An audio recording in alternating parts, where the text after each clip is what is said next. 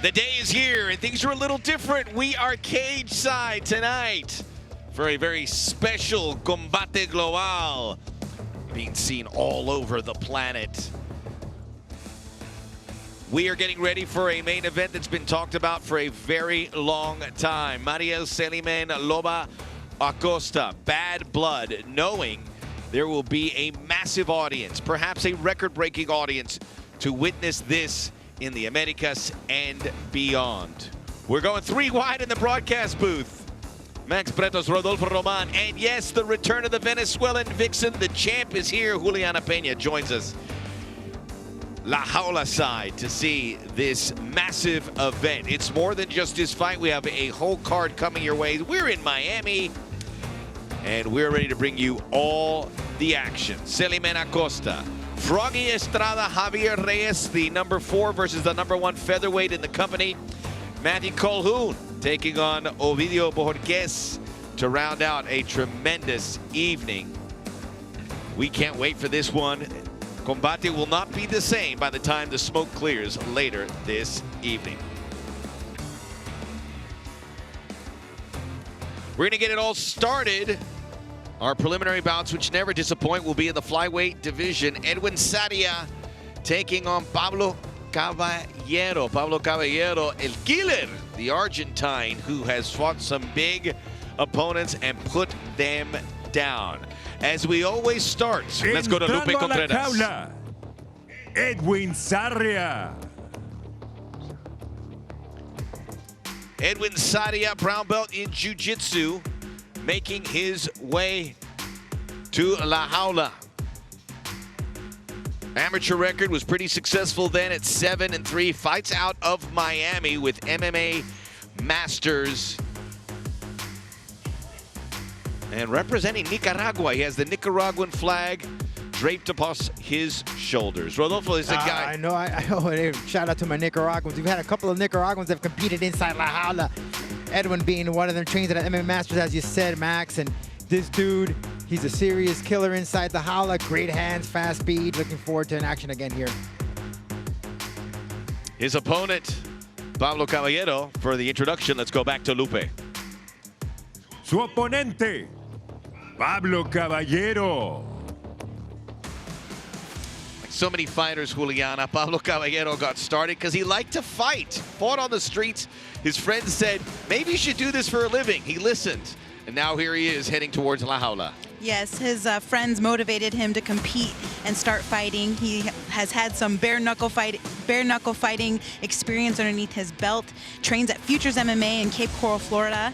He trains with Vinny Pantaleon, who also competes for Combate, and he looks ready to go. Very serious. This is the flyweight division that we know is burgeoning, busting at the seams for Combate Global, and both these guys have a long way towards the top 10 and perhaps some big-time fights, but they both feel they're very capable of getting there. As we go to the head-to-head, cara-a-cara, both in their 30s. 2-inch height advantage for the Argentine Caballero, as well as via the reach. Both hitting the weights with the 126-pound limit. We are ready for our first fight of the night. This one could get hairy. Let's get to the action and Lupe Contreras. Este duelo, 3 vueltas, división peso mosca. This bout, 3 rounds in the flyweight division. Los jueces son, the judges are Richard Green Jr., Ricardo Celis y Theodore Kruger.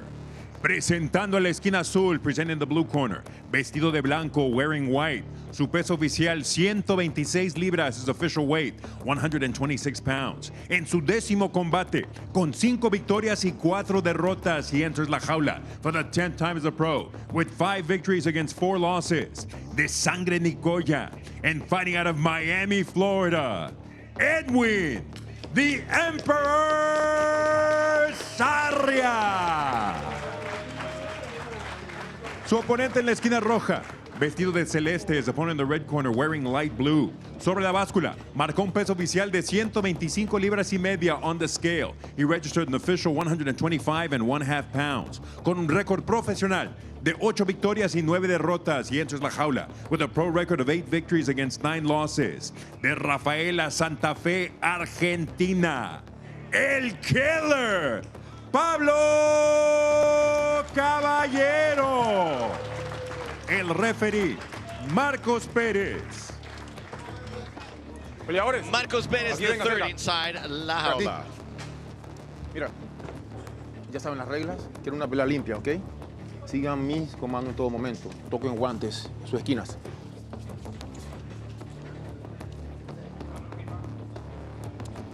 Judge, Pablo Caballero.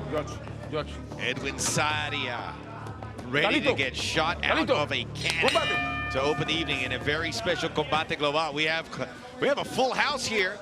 It is Caballero in the blue trunks, and Rodolfo Caballero, we talk about the stacked flyweight division. He's fought two of the best. He beat Michael Reyes in June of last year, fought Ernesto Ibarra, went to a unanimous decision defeat earlier this year in May. Yeah, he's definitely on that prowl. Great fast hands, and even his previous fight was a very exciting one. As you mentioned, he has that background in bare knuckle fighting, JP, and of course, it's a whole different aspect when it comes to the training, but you got to take into play, JP. That does play a role, especially if you're going up another striker. Yeah, but I can tell you right away that Caballero has been stalking his prey the entire time. Right when the fight started, he ran right into the center of La Jaula. He stole the center and was just aggressively stalking Sarria the entire time, and now he has his back, and he looks very comfortable here. That's where you want to be. He catches the head there in Sarria, and he quickly covers up. Did not like that. Another knee to the head. Sarria was trying to hit that switch, but he covered up instead. He let go of that switch. He needs to break those hands right at the hips, opening up those hands like a can of Coke. He needs to break that grip from Caballero, or else he's in trouble.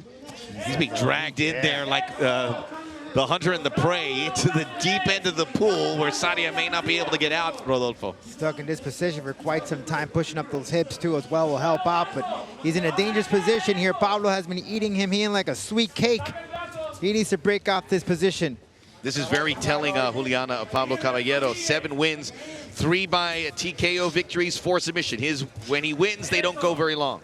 No, he's got a ton of experience. I see that those hands are about to be broken, but Sarria, he needs to get his hips out. He needs to face his opponent. There it is. Hit that flank on that left side. Now he needs to hit that flank on his right side. Oh, another big knee. That one. He's been connecting with those knees, guys. Sarria curls up. He's in big trouble now. It's not going his way, and instead of facing through that adversity, it looks like he's willingly ready to shell up and quit. Now into the guard. And JP, it's not like if he had that wrist lock, he didn't have a gable grip or nothing. It was pretty easy to break. Yeah, it was. It was a beautiful double leg takedown by Caballero, right into half guard, using that shoulder pressure on that left side and looking to rein in on that ground and pound. This is nicely done by Pablo Killer Caballero. And Sarria is in trouble. He needs to improve his position, or this is not a spot where he wants to be in. There's your underhook to a single leg. Beautiful job. Good transition, Sarria. Nicely done. There's a guillotine there. That's deep. He needs to drop that shoulder pressure on that left side. Does he have Get it in those there? hips up. I think he's okay. Yeah, he's okay. He's out. Sarria breaks it. Nicely he done gets by it There's up. some Sarria. blood there. Yeah, there's some blood guys too. I think that's coming from Sarria. To the guard, I should say. Pablo is trapped up against that fence, which makes his mobility a bit more difficult. But going for that head and arm guillotine choke, That's a much better look at a guillotine. there's too much space. You see that space? If we can see that hole and if we can stick a slip of paper through there, it's too much space. Nicely Is done. that the test? That's the slip of test. paper test. Yes. Nicely done by Sarria. Way to improve your position and back to the feet. Sarria took a lot, but it's a little worse for wear, but he's back in there. It's a good right hand coming out. Sarria has a good corner here with Danny Chavez, a Deer Terry who just competed in La Jaula. That was a nice timed knee from Caballero. Sarria back, we have seen him in La Jaula. He was in May of 2022. Unanimous decision defeat to Santiago Monreal. This is his second fight with Combate. He started his career 4-1. Looks to get back on the rails. This is a great way to do it, but it won't be easy. Yeah, Sarria not fighting since June 2019. That's a long time to take off. And, you know, ring rust is one of those things where I think it comes down to the fighter, actually, on if they agree that they have ring rust or not. You know, some people will say it doesn't matter. If you know how to fight, it's like riding a bike, you know. But sometimes not being active can play a part inside that inside the jaula. One thing about Pablo, guys, is that he tends to pick up the pace very early or later in the fight. We've seen it against Reyes and other competitors inside la jaula. So he might start out quick, take a little pause, and just pick it right back up. Beautiful job of Caballero to separate and get back into the part where he feels most comfortable, which is that stand-up. He's separated, and back to the center they go. Didn't look like we'd see a second round the way Caballero started, but we are there. He's not looking as comfortable in the stand-up, missing wildly with those right hands. Oh, there's a short left that caught him on the chin. Final seconds of round one. We will see a round two.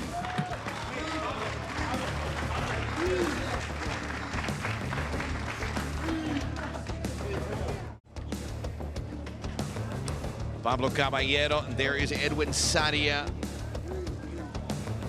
Both have had a lot of experience. Really a good matchup. Two guys kind of at very similar spots in their career. Yeah, it looked like Pablo had the upper hand right at the beginning, but Sarria picked up the pace, JP. And we take a look at the replay right here. Sarria, I thought he was going to be down and out for the rest of the fight, but he absolutely was able to improve his positions in the middle of round one. We're going into round two. Caballero, the adjustments I feel like he needs to make is not only straighten it out, but not every shot needs to be bad intentions to try to knock him out, which I see that he's trying to do. Every shot with massive power. He's trying to take Edwin out in one shot.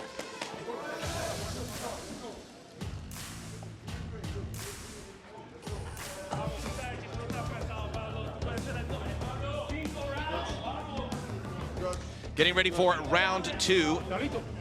Pablo Caballero, and you get the feeling. We talked about the victory over Michael Reyes, who is our #1 flyweight in Combate Global. You get a win here, all of a sudden, you can ask some questions to that division. Caballero in the blue. Caballero's an active too. I mean, he's very active. When he's not doing MMA, he's in the bare knuckle ring, testing his hands. Hey, Juliano, you haven't been here since we have had the scorecards revealed. What are your thoughts on being able to learn about whether you're winning or losing a fight between rounds? Oh, thank you for reminding me. Are we open scoring tonight? Open scoring. Oh, wow. We changed to open scoring. I forgot you about like it? that. Yeah, you know. Not so much. Yeah, I'm not a... You know, I would have to see how it would affect me as a fighter, but man, to be able to like know, you already know that you're down in a fight, so having the scorecards in front of you, it's kind of a mind. There it is. Caballero gets no. That's the official. Sometimes the fighters are told. Sometimes the corner decides not to. It's a comfort thing certainly, and I would imagine you would say, I don't want to hear it. Maybe sometimes. No, I don't want to know. I already know. I already know. That scuffle there, Sarria was touching his right eye. I don't know, maybe he got poked or something. Caballero is looking to put one laser right down the clown's mouth and knock Sarria out. He's trying to take him out with one shot.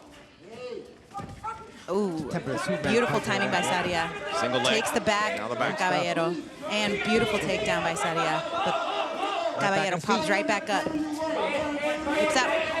Sarria growing into this fight, no doubt about it.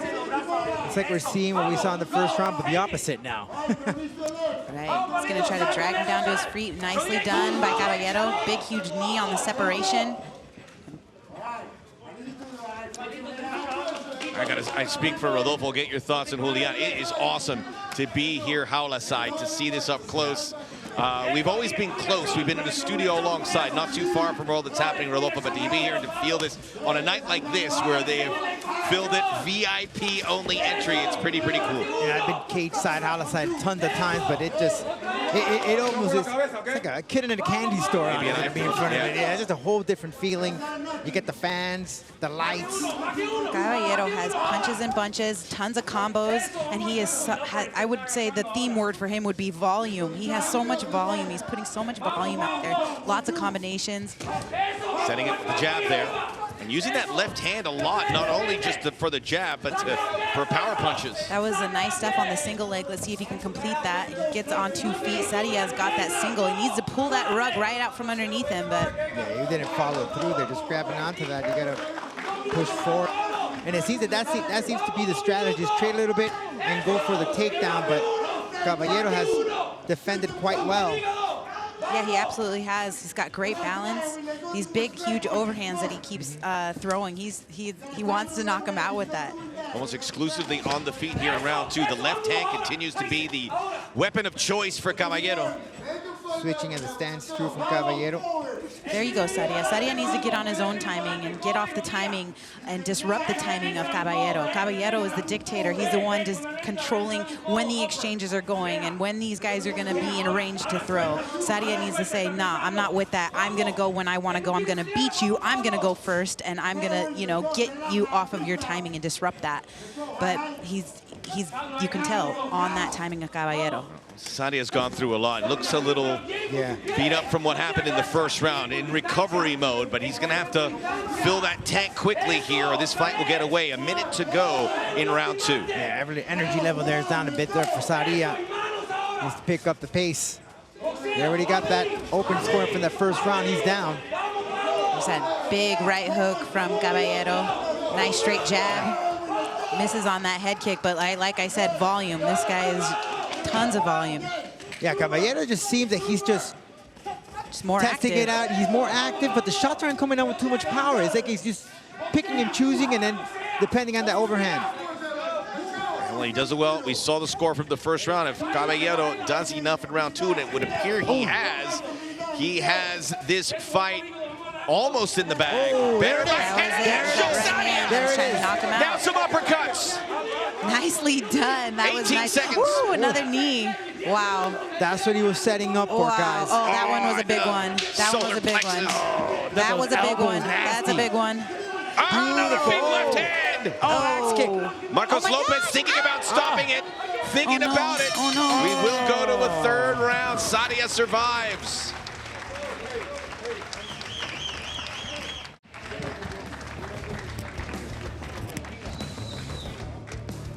Pablo Caballero, fantastic work there.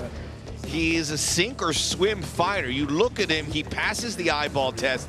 Looks like a guy who should be embedded near the top 10, but sometimes he gets caught. He's made some mistakes in his career, hence he has suffered 7 defeats. He's had as many wins as losses, but when you see him, you're almost surprised with the record. He's been really impressive, Rodolfo. Oh, look at that overhand right from Caballero. And I got a question. Does Sarria know where he's at? Because right after that bell, I don't know, he was going to loopy there.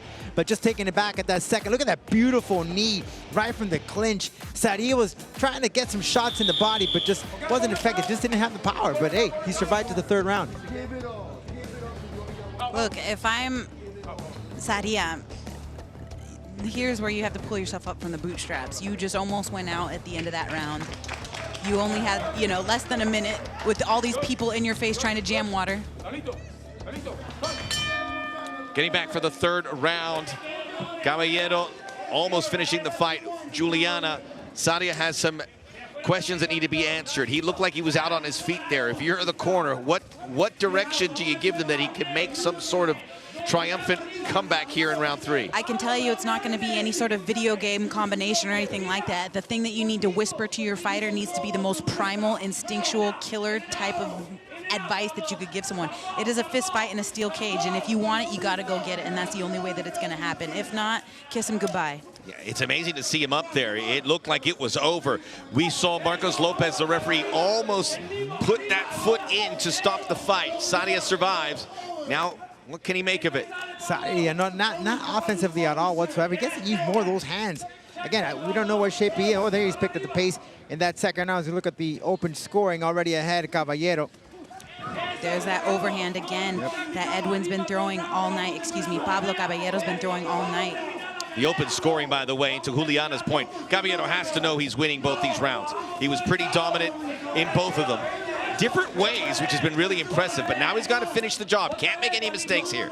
Sarria needs to go for the Hail Mary. That's the only one he's going to win this fight. Either submission or TKO or KO. Sarria blinking a lot. Can't really see out of that left eye. Yeah, he's been poking that since the end of the first. Touching it. Switching stances, Caballero.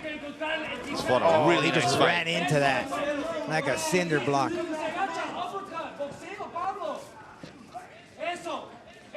More active. Again, more continuous action from Pablo. Sarria now for the ground game, which... That was nice shot timing. He Yeah. just needed to commit to it more. Side leg. Didn't follow through. There's that overhand from Pablo Caballero. He's banking on that. Oh, well, He's he already banking found on a home for it in the Yeah. second round. He just, finish it. If he only had that few more seconds, right? yep. There it is There we again. go. Sarria, I don't know where he can dig deep here. He has continued to be on the receiving end. After losing the first 2 rounds, he's losing the third. He needs to find that one moment. Pablo's just waiting for that highlight reel. He's just picking and choosing, laying him out slowly, and he's going to throw that hand. Great fight here to open up. Very special Combate Global. Good right hand and over the top by Caballero. It's been like that all night. If Edwin is going to be waiting on the timing of Pablo Caballero for that, then he, instead of shying away from that right hand, needs to throw his own right hand at the same exact time and go right into that power that Pablo Caballero keeps trying to put him out with. And you know what I've been seeing, JP, a lot from Sarria? Every time that Pablo throws in that right, he'll almost like kind of dodge it or push it. It doesn't even parry it, but he leaves himself exposed, given the opportunity to get caught. Right, and that was a beautiful takedown defense, beautiful display of takedown defense from Pablo Caballero. Way to stuff that takedown. Beautiful. Pablo Caballero, he's been fighting professionally since 2012, a decade of combat. It's been up and down. You never know in MMA. You find that vein of form, and you can take it to great things as blood starts to spill from the forehead of Sarria. The space is there between. Sarria could go for that takedown. There's enough space between two. Maybe just that gas might not be in the tank for him. Caballero's now feeling very comfortable. The footwork's there, Juliana.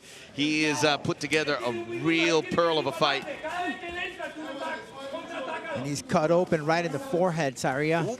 Changing levels. Nothing for Sarria, nothing working. Oh! Nice teep kick right up the center for Pablo Caballero. And the blood is starting to pour from Sarria. You know, and this is one of those things, like right now he's in a gut check type of situation.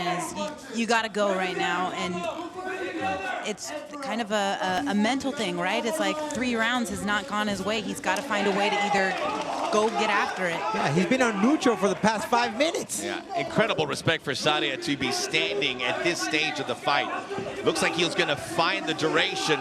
He's got to let it go if he wants to win it. He'll get a lot of accolades for lasting the distance. I almost feel, JP, that Sarria just wants to make it to the end of the fight because he's not doing anything here. But he had so much success in the beginning of that round 1. He proved that he could take him down and that he had what it takes to, you know, wear him out. But for some reason, it's just he's shut down. He's on the timing of Caballero. He's not able to implement his own game plan. Hey, he got taken one down. last takedown right at the end of the 3rd round. Pablo done. Caballero.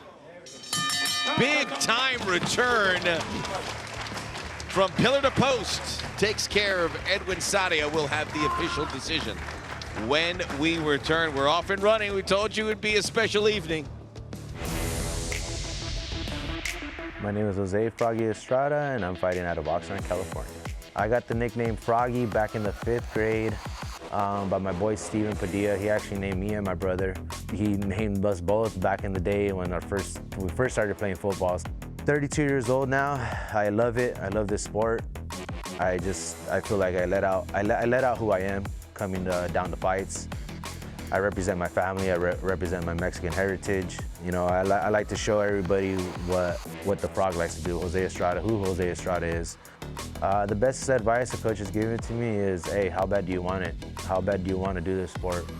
Do you want to be an average Joe or do you want to be a world champion? And I said I want to be a world champion one day. My favorite submission off the top of my head right now would probably be a rear naked choke. I like to take somebody's back and, you know, eventually let them give me the way out. We don't train to go right away for submission. We wait for the person to give me the way out. My opponent could expect a war. You know, I came out here to fight. I came out here to bring some damage and, you know, do the damage. So, you know, I'm prepared for war and I'm prepared for a big fight. He's gonna get all of it. He's gonna get all 100% Froggy Estrada come Saturday night. Like I said, I got no bad blood, but if he wants the bad blood, hey, I can make it bloody.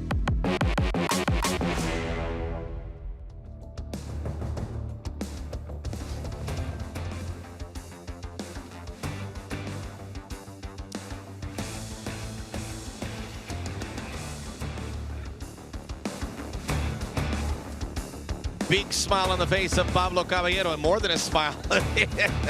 Not sure if that was directed to, but they message received. Training out of Futures MMA in Cape Coral. It's feeling good. Let's go Los to Lupe tres Contreras for jueces the official entregan decision. tarjetas idénticas de 30 a 27. All three judges turning identical scores of 30 to 27 a favor del ganador por decisión unánime in favor of the winner by way of unanimous decision. De Argentina, el killer, Pablo Caballero. Pablo Caballero, a really marketable guy. You can see he has personality for days, and he is very dangerous. He's got to put it together. He has some great wins. This is one of them. We talked about the Mikey Reyes win. Now if he can build off of this, we'll hear a lot more of him in this year and in 2023. A look at this fight, and Juliana, it was Caballero setting the tone early. You know, one of the most important things is exchanges and who wins what exchange. And every time I saw these guys getting in exchanges, they were on the timing of Caballero, and Caballero was dictating everything and how the fight was going, the pace, everything. And when it gets to that point, you're too far gone. It's so hard to come back from it when you're that far on the scorecards. And so Edwin did such a great job. He hasn't competed since 2019. And hey, you know, maybe he just needs to be a little bit more active. But it was a great showing by Pablo Caballero. He did some amazing things. He almost had him lights out at the end of round 2 and was able to just completely dictate the pace of this fight from bell to bell, pillar to post. Great job. Amazing fight. Yeah, JP, and there's no doubt Sarria does have a lot of heart. He withstood all of that flurry of punches in the second round and made it to the third. He just has to brushing up a couple of things there. And kudos to Pablo, who tells me that now he's going to go back and do a little bare knuckle fighting. I guess compete for a title. This guy's all over the place. That's how you know they're really crazy. Yeah, he won best fight in 2021 for bare knuckle fighting, so he loves to fight. And we'll see where he can go from this. He's got the love, he's got the technique, he's got a lot going for him. Put it all together, maybe we'll see him in that top 10 where he could build off of that. We're off and running. One fight under the belt. It went the distance. Campbell McLaren was inside the howler. That tells you that he approves, which is great news for the fighter, certainly for the winning fighter. We'll continue all the action here from the howler in Miami. Combate Global. A record-breaking viewership expected on this international calendar date. Next up, we will be in the ladies. It'll be a special 113-pound flyweight. These two will project as atom weights. Giulia Chinello and Jade Jorand. Italy versus France as we continue to grow in Europe. Seeing all the fighters coming from all ports. That includes the Italians and the French as well. Jade Jorand was in Bellator. She's now looking to make her mark in Combate. Let's go to Lupe Contreras. Entrando a la jaula, Giulia Chinello. Giulia Chinello, we know they love to fight in Italy. First time I think we've seen the Italian flag here in Combate Global. A kickboxer by trade, started to get into MMA in 2012. Called herself a grappler, but her all-around fight will have to be the case. She gets a great opportunity. Someone who has not really seen her career get going. That can change in an instant if she could get a result against the top prospect, Jade Jorand. We're now ready for the introduction of her opponent. Let's go back up to Lupe.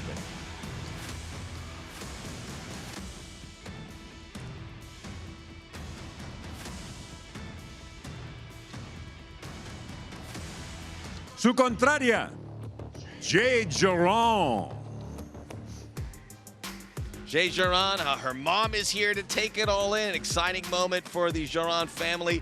A world champion in kickboxing. She's done it all in kickback, boxing, and stand-up fighting, but now we got to see if she can get it going in mixed martial arts. She started off training at the SBG where Conor McGregor trains, and later on went back to France and now training at the Veteran Training Center. As you mentioned, she has that strong kickboxing background, but has evolved to be a complete, well-rounded fighter. She says she wants that rematch against Gloria Bravo, but she has to get through Giulia first to get that rematch potentially. Giulia. Giulia. Yes. Been to Italy? Yes, a Luca, Giulia. Yeah. Some good fighters from Italy. And Chinello with this opportunity. It is a 113-pound catch weight. Both fighters making weight. 1-inch height advantage for Jorand and a 2-inch via the reach. We're ready for our next fight. Let's go upstairs to Lupe Contreras. Continuamos con mucha más acción. Este duelo, 3 vueltas a un peso pactado a 113 libras. We continue with much more action this bout. At a catch weight of 113 pounds, los jueces son, the judges are Ricardo Celis, Theodore Kruger y Eliseo Rodríguez. Y ahora, damas y caballeros, llegó el momento de un combate global. Presentando la esquina azul, vestida de rojo, presenting the blue corner, wearing red. Sobre la báscula, marcó un peso oficial de 112 libras y un cuarto on the scale. She registered an official 112 and 1/4 pounds. Entra por 10ª vez a la jaula con un récord de 3 victorias y 6 derrotas. She enters la jaula for the 10th time as a pro with a record of 3 victories against 6 losses. Fighting out of Brugine, Padova, Italia, Giulia, the Eagle Chinello. Su oponente en la esquina roja, vestida de blanco. Her opponent in the red corner, wearing white. Su peso oficial, 112 libras. Her official weight, 112 pounds. Entra por 4ª vez a la jaula con una victoria y 2 derrotas. She enters la jaula for the 4th time as a professional with 1 victory against 2 losses. Fighting out of Bordeaux, France, the Princess, Jade Jorand. El referee internacional, Raúl Porrata. Center, to the center. Raúl Porrata, el Obey bigote. my commands and protect Pride of Coral yourselves at all Gables times. High So they can be coordinates y protegen en todos momentos. Toquen guantes, touch gloves, back to your corners. Cavaliers. Wow, you did your homework, Rodolfo. Hey, when I was Actually drove by around, my old high school last night. We were did. rivals in my high school against the Cavs. Where was your high school? Coral Park. Coral Park. Rams. That was a long drive. Isn't that where 20 Pitbull went minutes. to high school too, right? Yes. And Jose Canseco. Yes. Can I immediately say that Jade Jorand, she just looks comfortable. You know what I mean? She looks so calm. She's got a nice stance. She's got just a presence of calmness to her. Very comfortable where she's at. The only thing with Jorand, when you look at her, you would never think in a million years that she's a fighter. No, she's her cute as a nickname is the button. Princess. She's cute. She looks like the princess, but as you can see with that exchange, real fast hands. She's a high-end prospect, Juliana. And let's She's just got to go. put it together. Let's just go through the accolades real quick. Kickboxing world champion, European Muay Thai champion, on the Muay Thai national team. She is a K1 kickboxing champion. I mean, over 50 Muay Thai fights. That type of under the lights experience is priceless, and you can see that it's showing and through just in the stance, in the presence of her, and dictating the pace, stealing the center, everything. She's got that cage presence. He sure does, JP. But let's not sleep on Giulia the Ego. This young lady trains out of the Combat Academy, has had several competition here, and has victories via TKO. In fact, she has, the last fight she had was in June, so she is coming back here, fix up a little bit of the game. Nicely done. Way to use the hands to set up the takedown in order to get into the clinch here. Nicely done. Perfect timing by Giulia. They're in the clinch. She's got 1 over 1 under. Jade doing the great job of using that underhook. She needs to walk to that underhook side in order to change her position here. Chinello labeled a very streaky fighter, which can't always be so complimentary.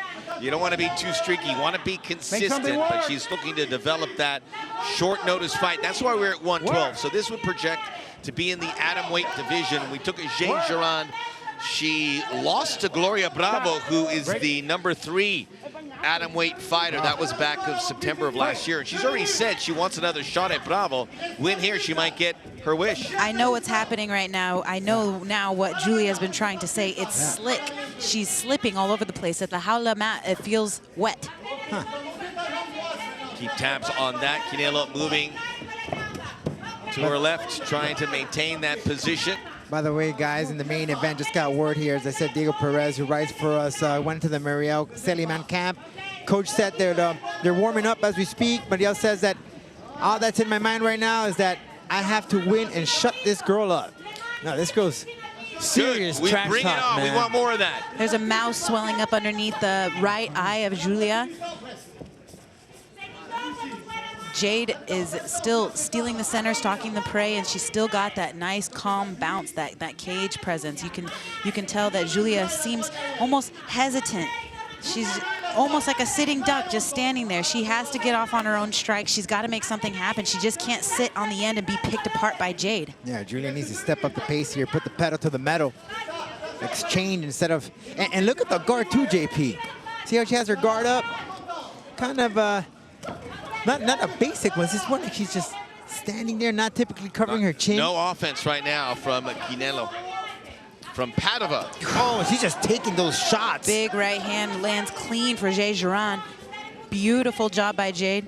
And Giulia, sitting duck, she's got to get out of there. Go find a new spot. Go make something happen. When the timing comes, you got to go. You can't just be standing there waiting for her and being on the timing of Jade. Jade Jorand, a fight at Bellator, and our Campbell McLaren tweeting, says, we're happy to have Jade Jorand, Scott Coker, Bellator, your loss. This is about young fighters blossoming into top-tier competitors. That's what Combate Global is all about, getting those young fighters the reps, the opportunities, and Jade Jorand certainly fits the bill as another right hand gets through. Yeah, beautiful 1-2 from Jade Jorand. Again, right through the clown mouth, right down the clown's mouth. Yes, sir. And there is maybe I'll see with Jade Jorand's mom is there, and we're keeping an eye on her. Very nervous, hands rubbing together. I can only imagine what it must be like. Giulia just backpedaling, not doing much, just standing there. I No wonder, offense.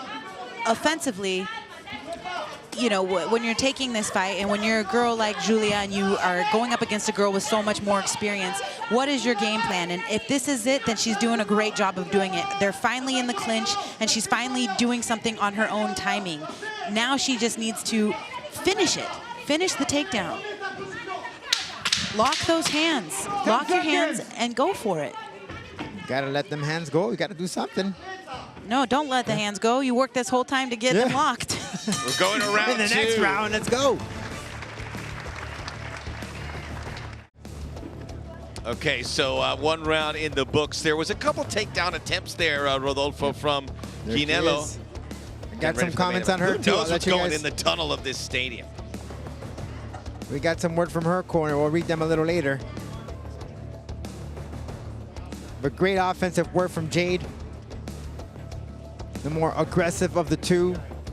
Giulia needs to come back, pick up the pace here in this second round. Be aggressive instead of just sitting back.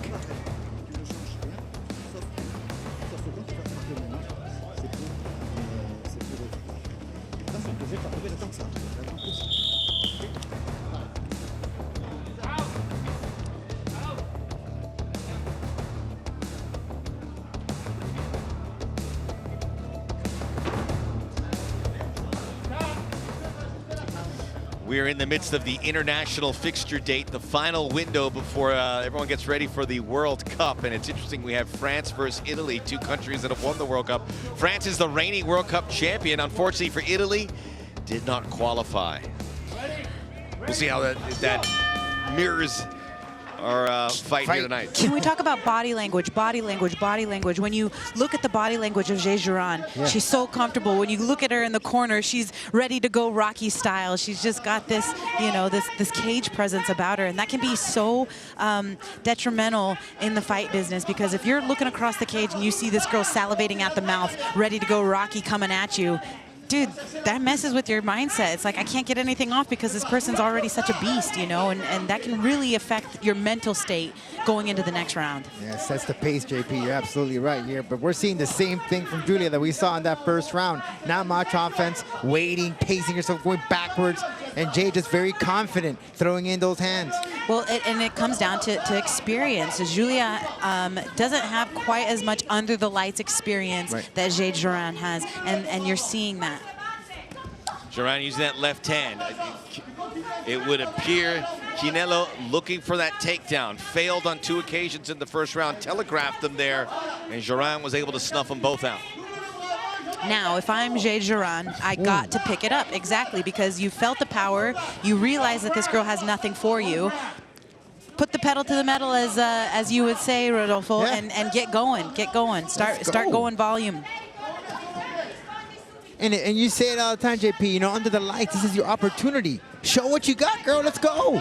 Easier said than done. And you can see Giulia's corner is demanding her to do something. Take action. Go. You know what I mean? But it's like, it's somebody trying to push you into the fire saying, just step on it. Just step on it. It's okay. You know, and it's hard. It can be hard to step onto that fire.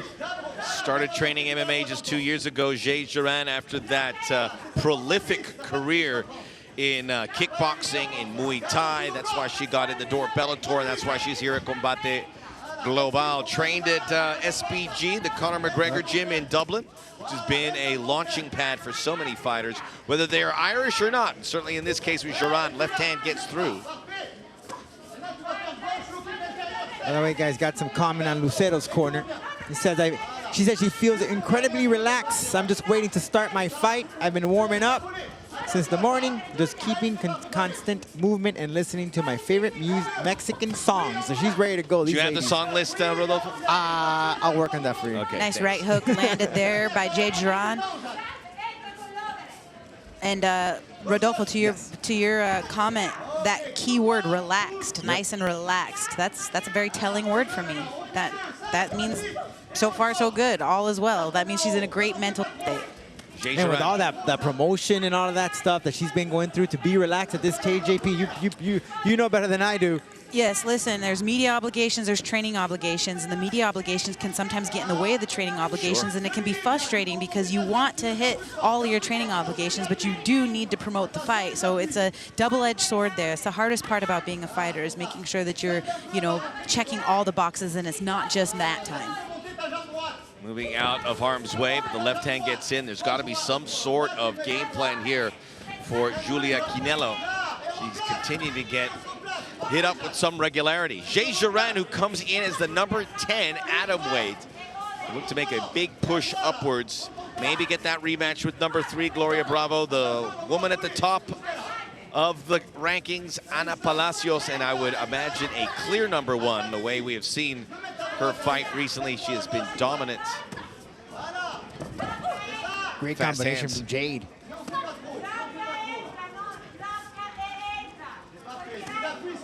And Giulia just still same person, same fighter that we saw in that first round. Nothing new from her. Not showing any offense here. Yeah, she's just, you know, sometimes it can be one of those cases like Rose Namajunas, Carla Esparza, where it's like, if you don't go and I don't go, then we're both just not going, and we're going to have the most boringest fight on earth. You know, somebody has to commit to make an exchange. Do you know what I'm saying? Yeah. That would never describe a Juliana Pena fight. Not me, no. I'm willing. I'm going to go try to make an exchange happen one way or the other. Oh, it's on. It's on. There you go. There's some power there. There you go. Keep going.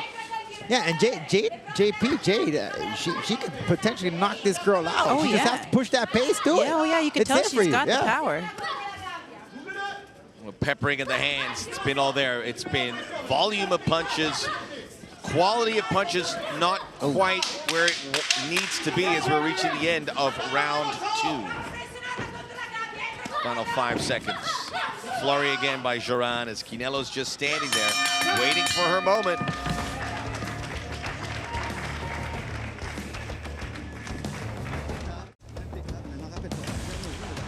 Again, much like the first round, Rodolfo, for Jade Jorand, just a heavy stand-up game, leaning into her wheelhouse. It's like a mirror image of that first round. Just Jade pushing the pace, can combination. Didn't see many kicks from her. But JP, the corner of Giulia just has to tell her. I don't know how many times they probably already screamed and told her, but you gotta go. You gotta throw. You gotta do something. I'm gonna look at my fighter and say, do you want to fight? Yeah. Do you want to be here? Do you really want to be here? Do you really want to do this? That's the conversation. Because if I don't see something coming out of this third round, I'm gonna throw the towel.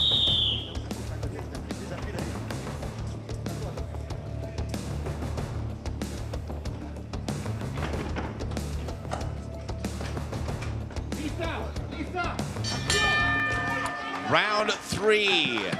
Jade Jorand, foot on the pedal, looking to finish the job. Would feel much satisfied if she can take the Italian Giulia Chinello out. And I'm sure, JP, Jade's corner said, hey, finish this already. Let's go home. Oh, yeah. No, Jade's corner, if I'm her, I'm saying, now I want you to flurry this up. Just, obviously you don't respect her power, so go hand. Just keep putting it on her. Shocked though, she hasn't... Again. Any low kicks? She hasn't used any low kicks, though, to set up with the punches. Just purely hands. Giulia needs to do something. Yeah, she's just... She's on Jade's timing. She is too respecting of her power. Using both hands well. And if you're going to try to get into the clinch, and you got to make it ugly. Even if it looks ugly in the strikes, do what you got to do to make it happen. You're going to have to get in there. You might have to get hit her once or twice, but... That guard both rounds for Jorand. No surprise there. That guard, though, just gets me. It's like she puts up her hand. It's almost like they're hitting the mitts. Oh, yeah, she's holding mitts for her, for sure. Well, look at Jorand, too. She should go a different... This has got to be frustrating. You got to... If she's not going to give you that, where do you go? It's just looking like a heavy mitt session workout for Jade Jorand. Well, that's not good. You don't want a fight described that way. I know, that's horrible. It pains me to say that. I'm sorry. Please don't get mad at me. What about a takedown? You got to work on your MMA game. That's what you're seeing. Please don't get mad at me. It's discouraging, but it's the truth. I know, but it is. You got to go. You got to do something. Even if it looks ugly, figure out your game plan or what that was and go implement it. And I don't know what she was doing, but you saw she put her guard. She was like shaking. You gotta throw. Gotta do something. Cruising right along, and she'll just continue to hit the hands. Maybe one slips through. Now, JP, I've had much success here in the stand-up game. Do I test going to the ground for Jade?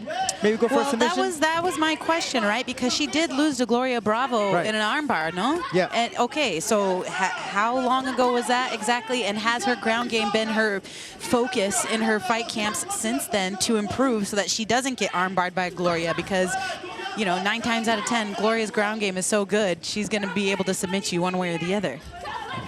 Well, she says she does want that rematch, so why not test it out, see what she has against Giulia.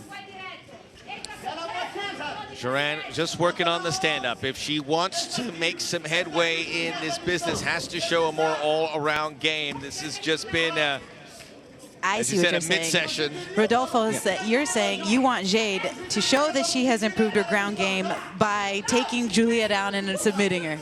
Why not? Why not? Let's show She's gonna have to lean to ask. She's gonna lean into. She's gonna have to lean into that at some point. That's easy. That's cake. She could do it. Absolutely, right? Switch it up. And shockingly enough, the only two defeats that Jade has, the 2 defeats that she's lost, they've been by submission. But she says, "Hey, I've improved." Well, let's see it. You're already up in the cards. You're up in the fight. Why not throw the gamble in there? Hey, roll the dice. What do you got to building. lose? This is it. I don't think she feels threatened that she's going to lose this fight. I don't think Chinello's going to have anything.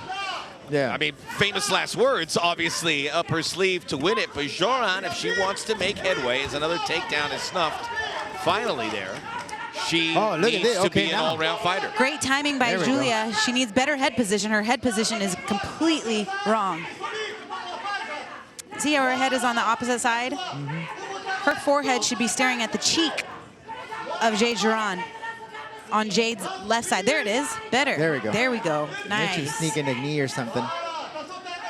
Into the underhooks.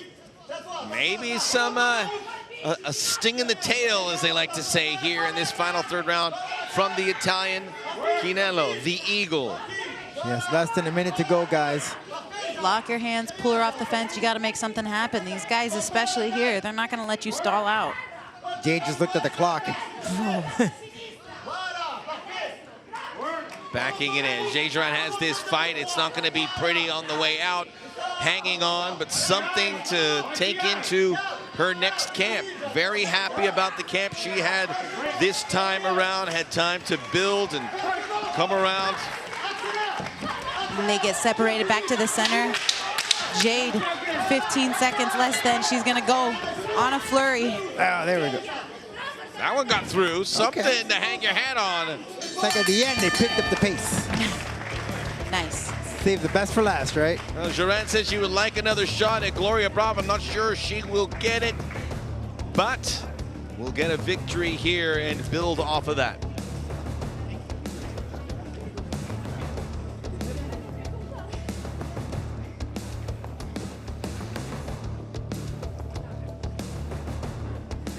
Yeah, I mean, Jade Jorand's going to win this fight, but as we put her under the microscope, Rodolfo, Show me some more. Show me some. Yeah, some more. Show me a little more. I know you have that great background in kickboxing and JP as a fighter. If you've been training on something and you want to test yourself to see how have I improved? How's it work? Let me test it out. This is where I am. This is the stage, right? This is the opportunity to do so. It would have been a good time to actually try that out. You're right, to show that improvement because of the circumstances. But when you're winning, you're winning. And if you don't have to go use the jiu-jitsu, then, you know, that's probably what she was thinking. I'll use it when I have to, but she wants to stick to her strong suit, stick to what she's good at, and that's the stand-up. She's a K1 world champion. She's a stand-up fighter. So, of course, she doesn't have to use her jiu-jitsu. More power Stick to to your her. bread and butter. Yep.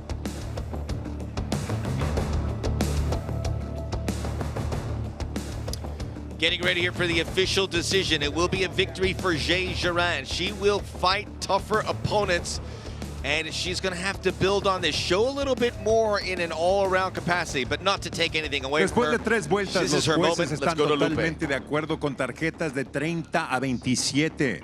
After 3 rounds, the judges are in complete agreement with scores of 30 to 27. A favor de la vencedora, in favor of the winner by way of unanimous decision. The Princess, Jade Jorand. Jade Jorand with her mom in attendance, clapping vociferously, or with some enthusiasm, I should say, to use the right choice of words. She gets the victory. Back-to-back wins here in 2022. She evens up a record of 2-2, and now looks ahead to what is next. Looking clean. Campbell McLaren gives it the stamp of approval. Much more Combate Global. We hit to the main card next.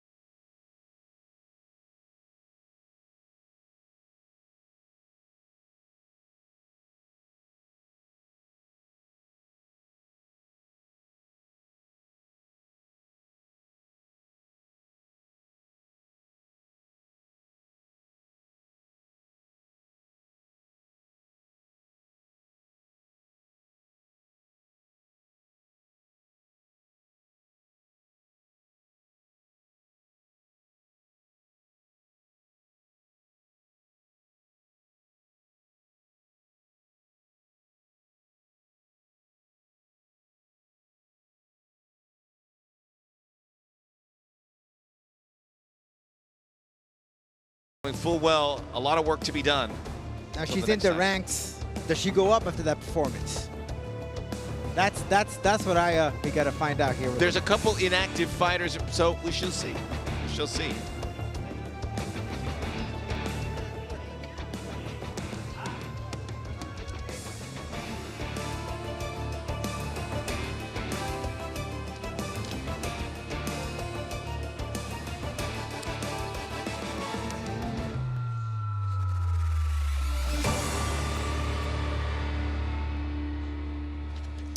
The main card awaits here, and it's all about Mariel Celimen, Lucero La Loba Acosta, a fight we have been talking about for weeks, a fight that is looking to make MMA women's history tonight. Viewership numbers expected to go through the roof. Do not sleep on Jose Froggy Estrada, Javier Reyes. A monumental tilt in the featherweight rankings, and in a special 175-pound feature bout, Matthew Colquhoun will take on Ovidio Bojorquez in Miami.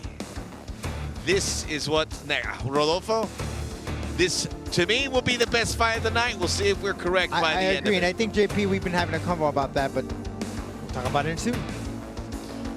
It's Miami, baby. Main card coming your way next. Don't go anywhere.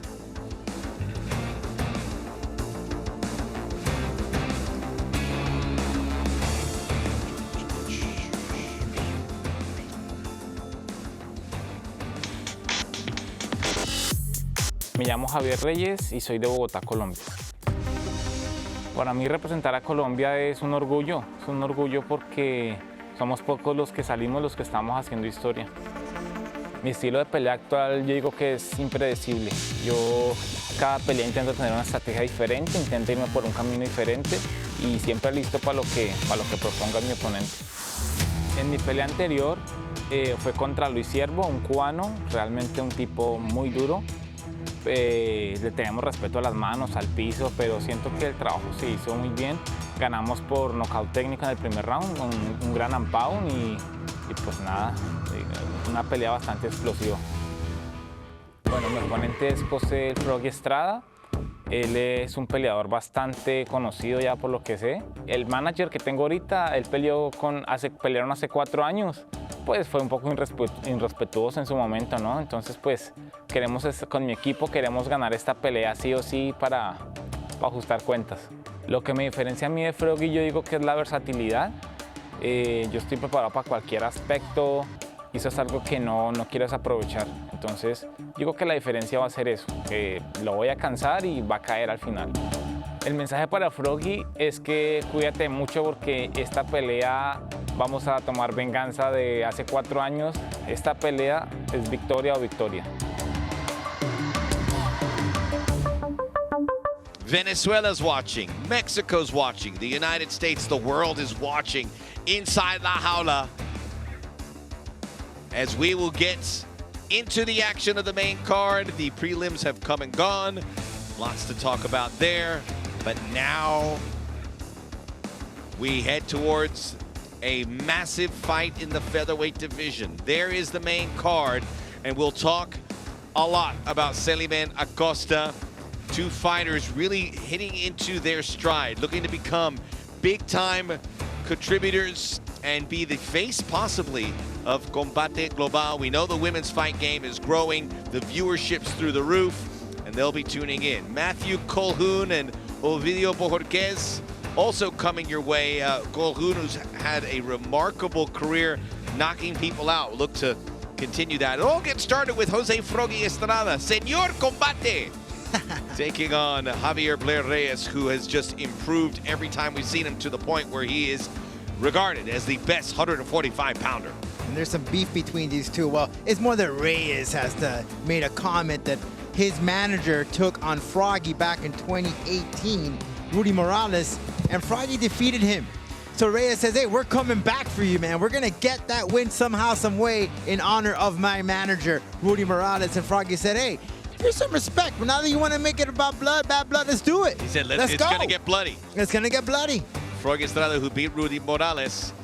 We're going to find out. We've been waiting for this, a huge opportunity for Froggy against the #1 featherweight. Let's go to Lupe Contreras. Entrando a la jaula, José Estrada. Froggy Estrada, he is the Combate OG. When this was just a fledgling company, he was fighting, entertaining fans.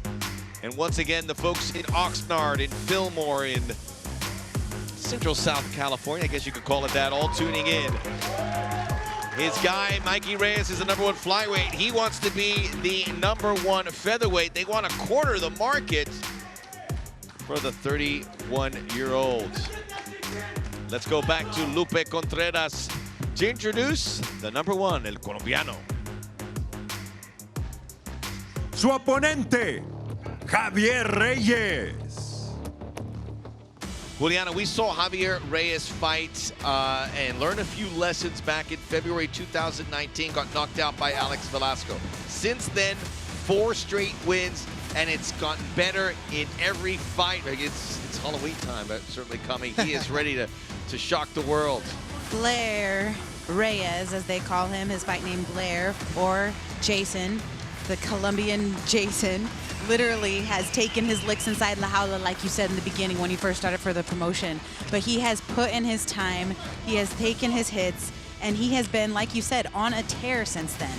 He's the #1 in the division, and I know that there's some bad blood, like we mentioned before. Froggy beat Reyes' manager and corner, and so they are, you know, this is a revenge fight, 100% a revenge fight. I want to get your thoughts on that. There are the particulars, head-to-head, cara. And it is Estrada with a 5-inch height disadvantage. He is a small featherweight, statuesque-wise, and 2-inch via the reach for Reyes. But one thing we've known about Estrada, never underestimate him. He can throw. Let's go to Lupe Contreras. We're ready for this massive fight in the featherweight. The #1 ranked featherweight, the #4 ranked. Las reglas oficiales de la jaula, 3 vueltas de 5 minutos, 3 jueces utilizando el sistema de 10 puntos. Este duelo, división peso pluma de Spout. In the featherweight division, los jueces son, the judges are Theodore Kruger, Eliseo Rodríguez y Richard Green Jr. Presentando la esquina azul, vestido de blanco, presenting the blue corner, wearing white. Su peso oficial, 146 libras, is official weight, 146 pounds. En 10 combates, mantiene un récord de 7 victorias y 3 derrotas en 10 pro bouts. He maintains a record of 7 victories against 3 losses. Reppin' Oxnard, California, José Froggy Estrada. Su rival en la esquina roja, vestido de amarillo, his opponent in the red corner, wearing yellow. Sobre la báscula, marcó un peso oficial de 145 libras y media en 17 combates a nivel profesional. Mantiene un récord de 14 victorias y 3 derrotas in 17 bouts as a professional. He maintains a record of 14 victories against 3 losses. De Bogotá, Colombia, Javier Reyes. El referee, Marcos Pérez. Marcos Pérez, the third inside La Jaula. Aquí, miren, ya saben las reglas, ¿ok? Quiero una pelea limpia. Sigan mi comando en todo momento, choquen guantes y Tense stare from Froggy. Saw that? It's a serious stare for Froggy. Not to be messed with. He's got a chip on his shoulder. He says, I am the OG of Combate, my 11th pro fight. Been from day 1 with this company. Froggy Estrada in the whites. Javier Reyes is just on a rocket ship, a trajectory that's taken him to the top. And when you look at the featherweights, Martin Bravo, who beat Froggy Estrada the last time we saw Froggy, is #2. Jair Perez, who lost recently, #3. And it's interesting with Reyes, and he said it, he goes, it's great to be #1, but if you're not the champion, I mean, you're defending something that you really haven't got. So it's a hard job. But I will tell you something he's defending and he's proud of is doing his entire camp in Colombia. He did that when he took on Luis Gomez last time around, and we saw his involvement taking on a solid wrestler with a great striking base. And he said, listen, by me waiting just shows that this camp, an entire MMA camp, can't be done in Colombia. I don't have to come to the States. I don't have to go to another country. I got everything that I need in my home state.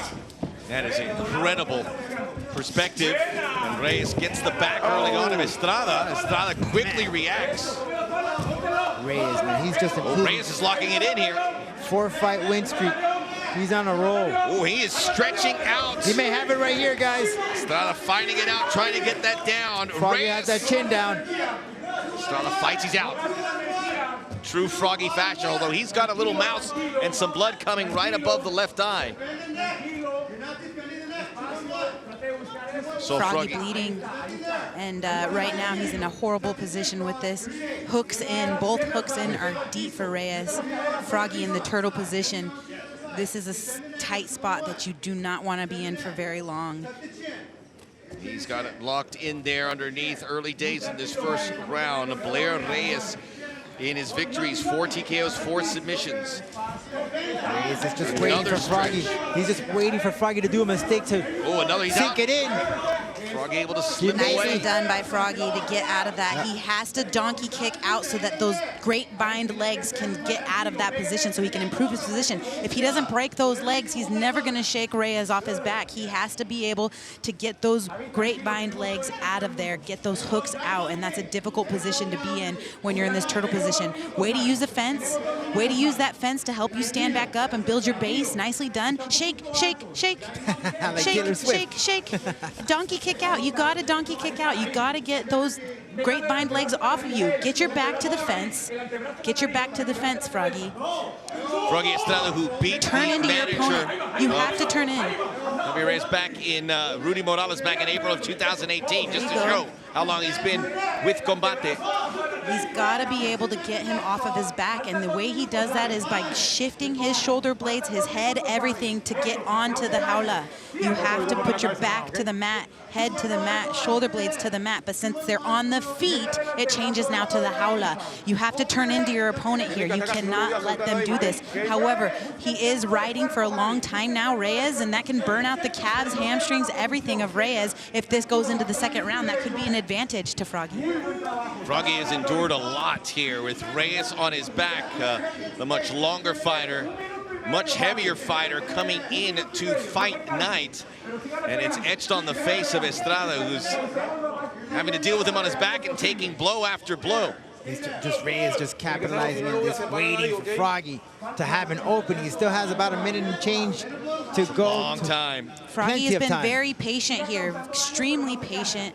He's not, you know, panicking. He's staying calm. He's still fighting.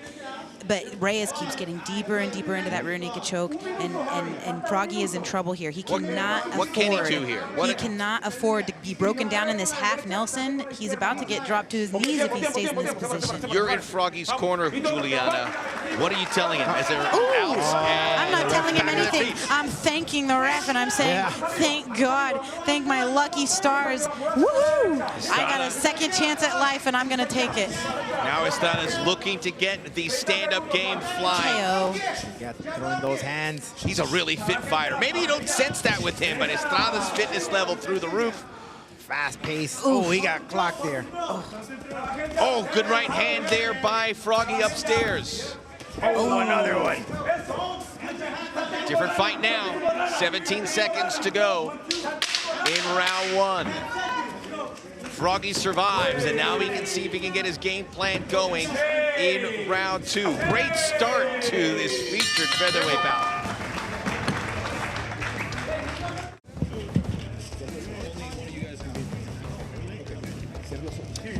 Chance here for the corners. Javier Reyes had a game plan. He went for it, went for that rear naked choke. Both fighters, big fans of that finish when they were asked about it. This is where Reyes was able to dig in. Yeah, he was a fat pace right from the start for Reyes. Great flurry of punches. And then JP, this was pretty much towards the latter part of the round. You know what I noticed right off the bat is so much aggression from Froggy right off the jump, right when the fight started. Not even being able to dictate, you know, pace or distance or anything. You just boom, bum rush him right away, you know? And so if you're going to do that, then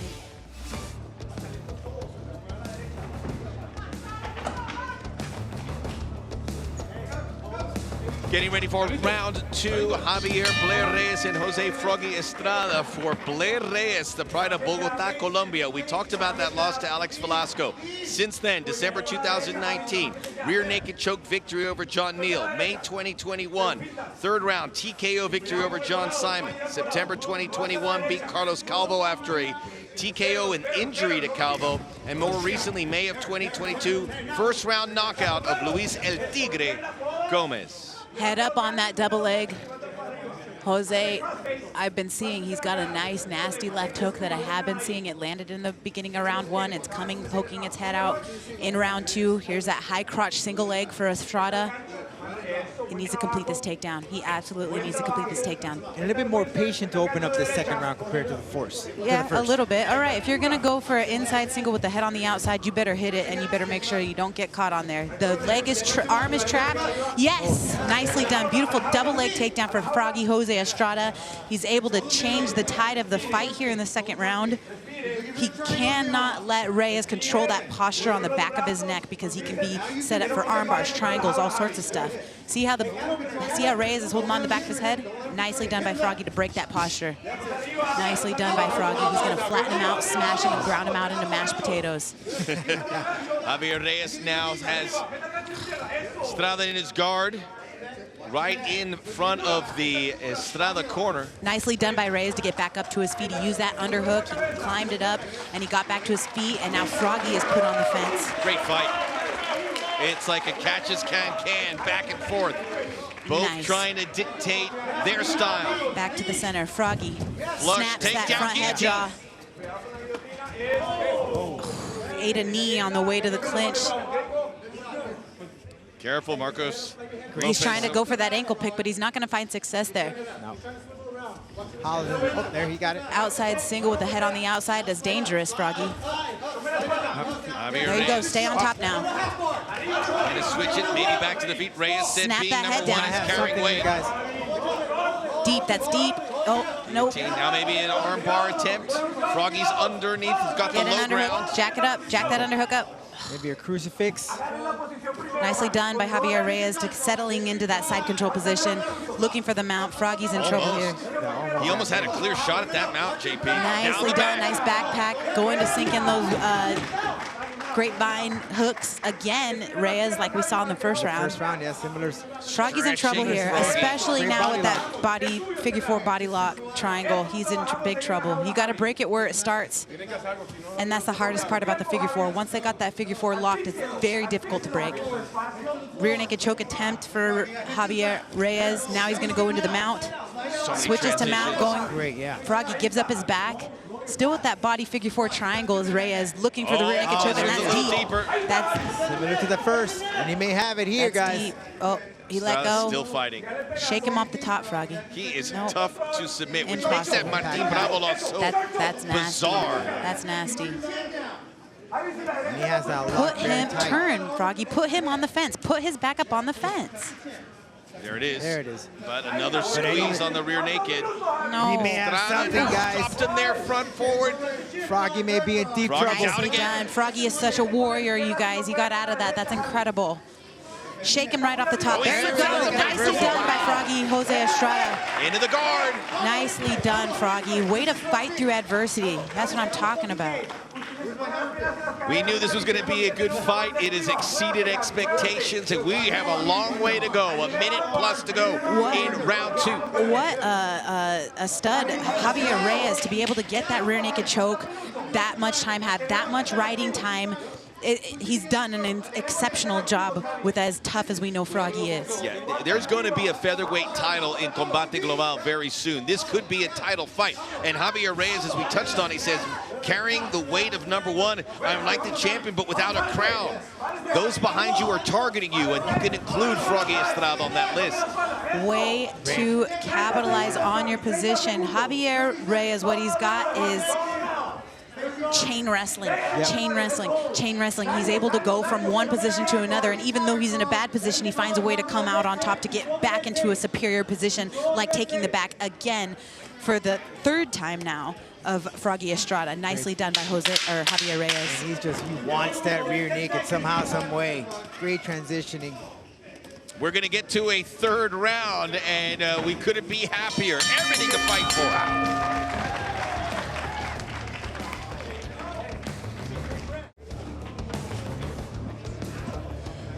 Froggy Estrada, I mean, he has been thrown through the gauntlet here, and now it would appear he has to dig deep for that victory in the third round. He is more than capable. We've seen Froggy Estrada do some remarkable things.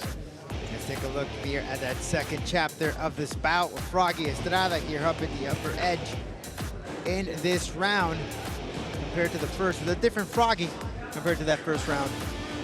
Reyes, though, tried to attempt to get that rear naked choke towards the end. He's been searching and searching, just waiting for Froggy to make a mistake so he can sink it in, but not yet for the Colombian. Okay, corner down.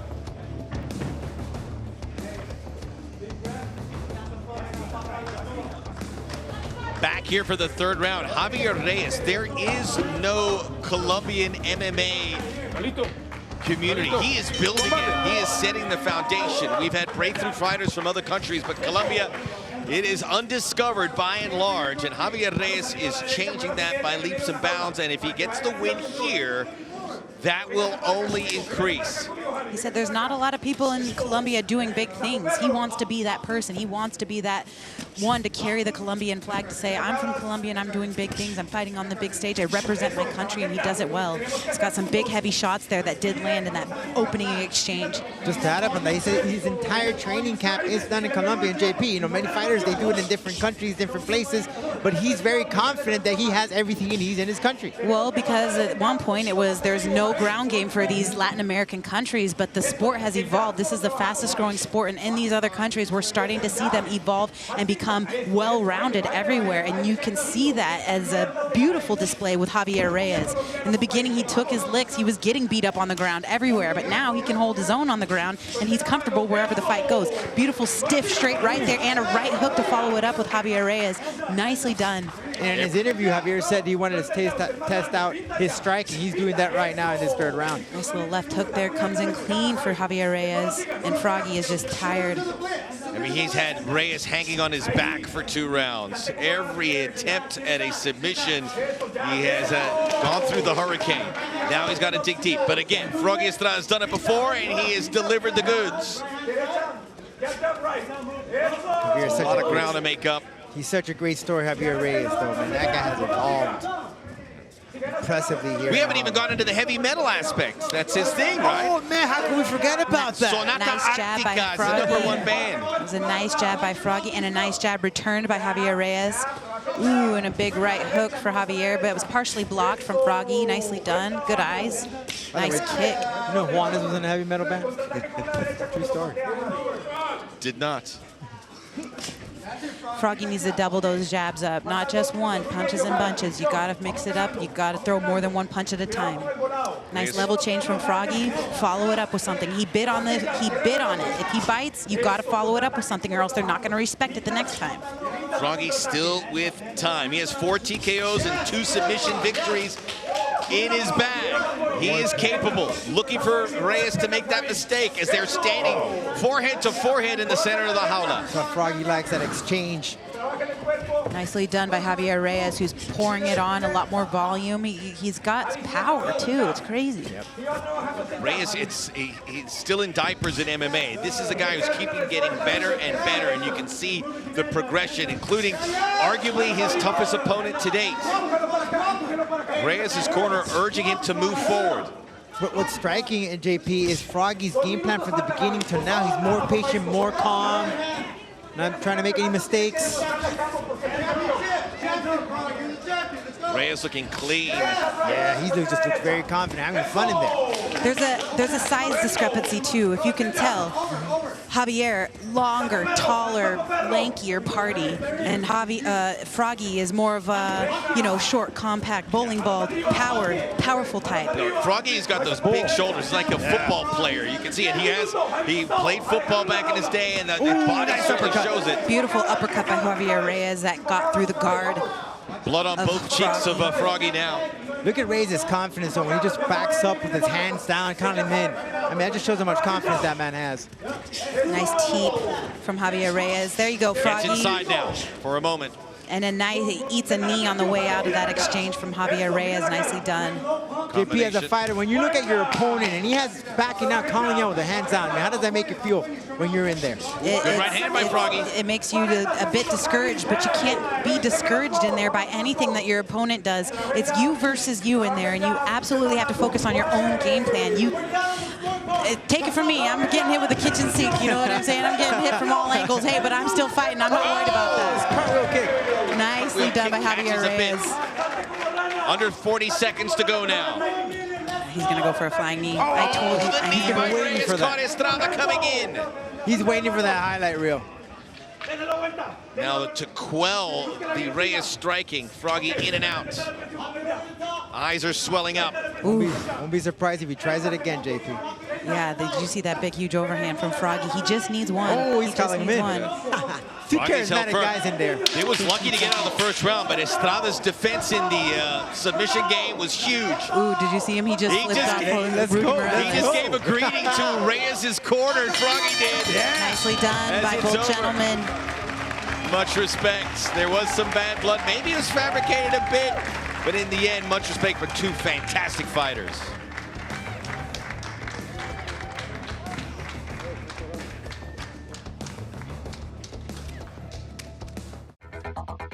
Me llamo José Ovidio Bojorquez y soy de Hermosillo, Sonora.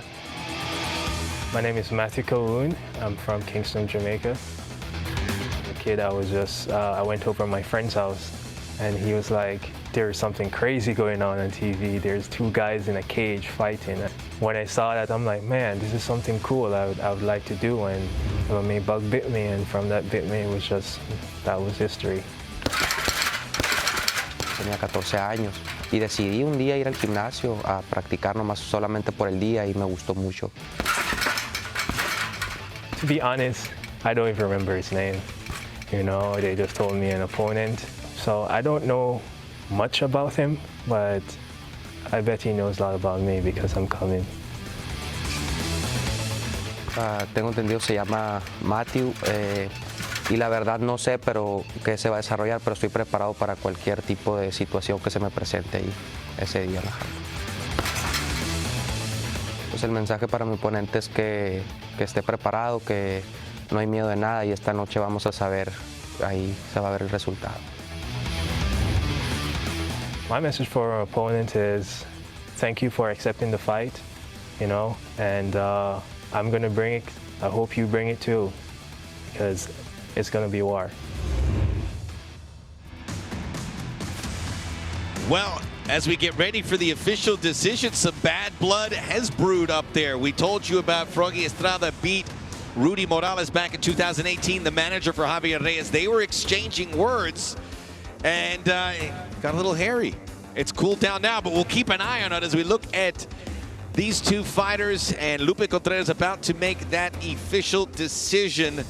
That was 4 years ago that those two fought, but they remember, and it's been brought into this camp. Right now, Rudy Morales has a real good fighter in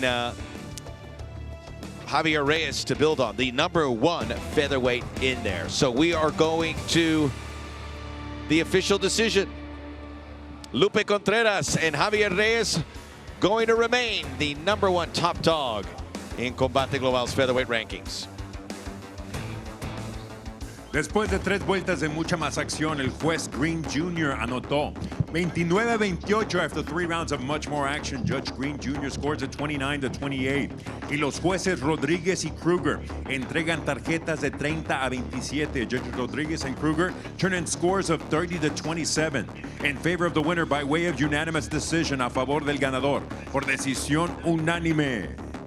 De Colombia, Javier! 5 straight wins for Javier Reyes. All that remains is when he will be able to fight for a featherweight championship. Has to be soon. An incredible story brewing here at Combate Global. And we're getting closer to our main event. Quite the event overall here in Miami. A very special date. El Jefe's inside, you know what that means. How could he not approve of that? That was a fantastic affair. Just great involvement from Javier on a winning streak. Good stuff. We continue to look towards the main event. Mariel Celimen versus Lucero Acosta. I'm hyped for that fight, guys. I'm just counting down the moments to get these two women in there and finally settle it. The talking is almost over, and this will be the slingshot towards where All we the go pressure. from here. Now, who do you think, JP, has the most pressure here, Celimen or Loba? That's the Loba right there. You got to go in, JP, thinking she has a lot of pressure on that media. She is, in one way, the face of Combate. How do you set that aside? How do you put those emotions aside, JP? There's absolutely that pressure of being the face, being the poster child, being the one where you are the draw and everyone is banking on you to win and to continue this, you know, legacy of being the new queen. And so that in itself is tons of pressure, you know, and pressure is a privilege. It is a privilege for both of these women to be headlining this card. It is a privilege for both of them to have this amount of pressure on them. If you don't have this amount of pressure on you, you're not doing something right. So the fact that they do have this amount of pressure tells me that they're absolutely doing something right. And as women, as both mothers, as both main event, you know, you can't really ask for too much more than that. They're definitely doing the most, and I love to see, you know, that women empowerment. Now, since they have the animosity, do you think they're just gonna go right from the start, bat out of hell, or they're gonna be a little bit more patient here, not let all those emotions get involved? Well, they're gonna have to, because they have trained together before. They've been training partners, you know, and I felt sad listening to the interviews because one of them said, you know, well, we were just training and we weren't supposed to hit hard, but then she started coming at me like a bat out of hell, and I laughed because women have such a hard time when they first meet each other. You know, there's that posturing, there's that, you know, I'll hit you as hard as you want to be hit type of mentality, but sometimes things get crazy and it literally takes one punch, one shot, one time, and then it's bad blood forever, and the girls just start scrapping like cats. That what's coming ahead when we return. Colquhoun, Bojorquez.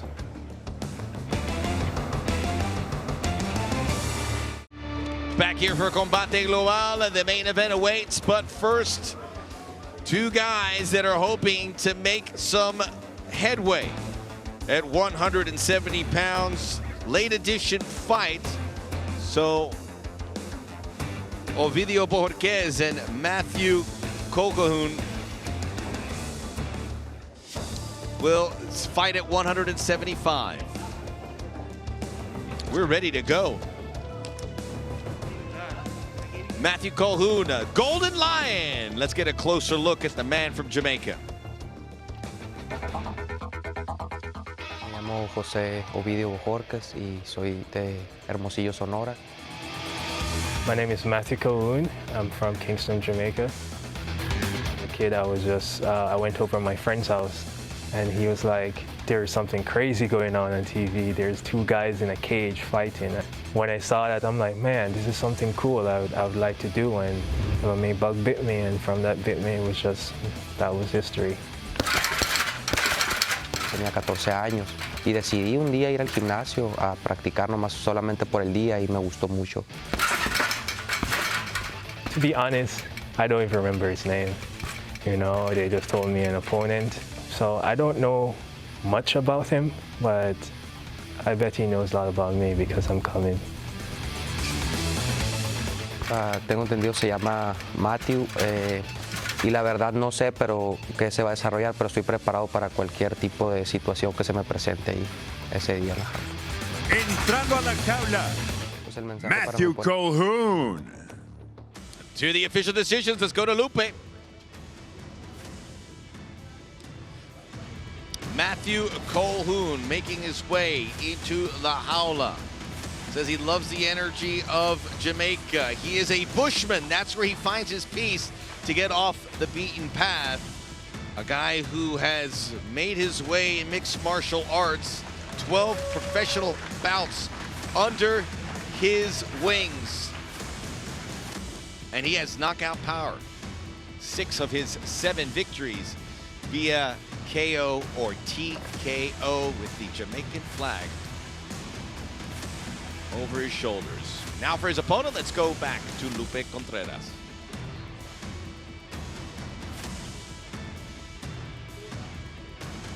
Su rival, Ovidio Bojorquez. Northern Mexico has provided so many great fighters for Combate and mixed martial arts in general. From Hermosillo, Sonora, Jose Ovidio Bojorquez, the latest, back inside the cage for the first time since February of this year. Both these fighters making their Combate debut. He is giving up a lot, Rodolfo, in experience, in credentials, but this is his spot to put his name on the headlines. This is your opportunity. He carries an amateur record of 8-0, never saw a defeat. Coming off a victory back in February, he knocked out his opponent, and this is his big opportunity to come in. The pressure is on him, but he's going up against a guy that's been there, has a lot of experience. How sweet it would be to get a victory here tonight.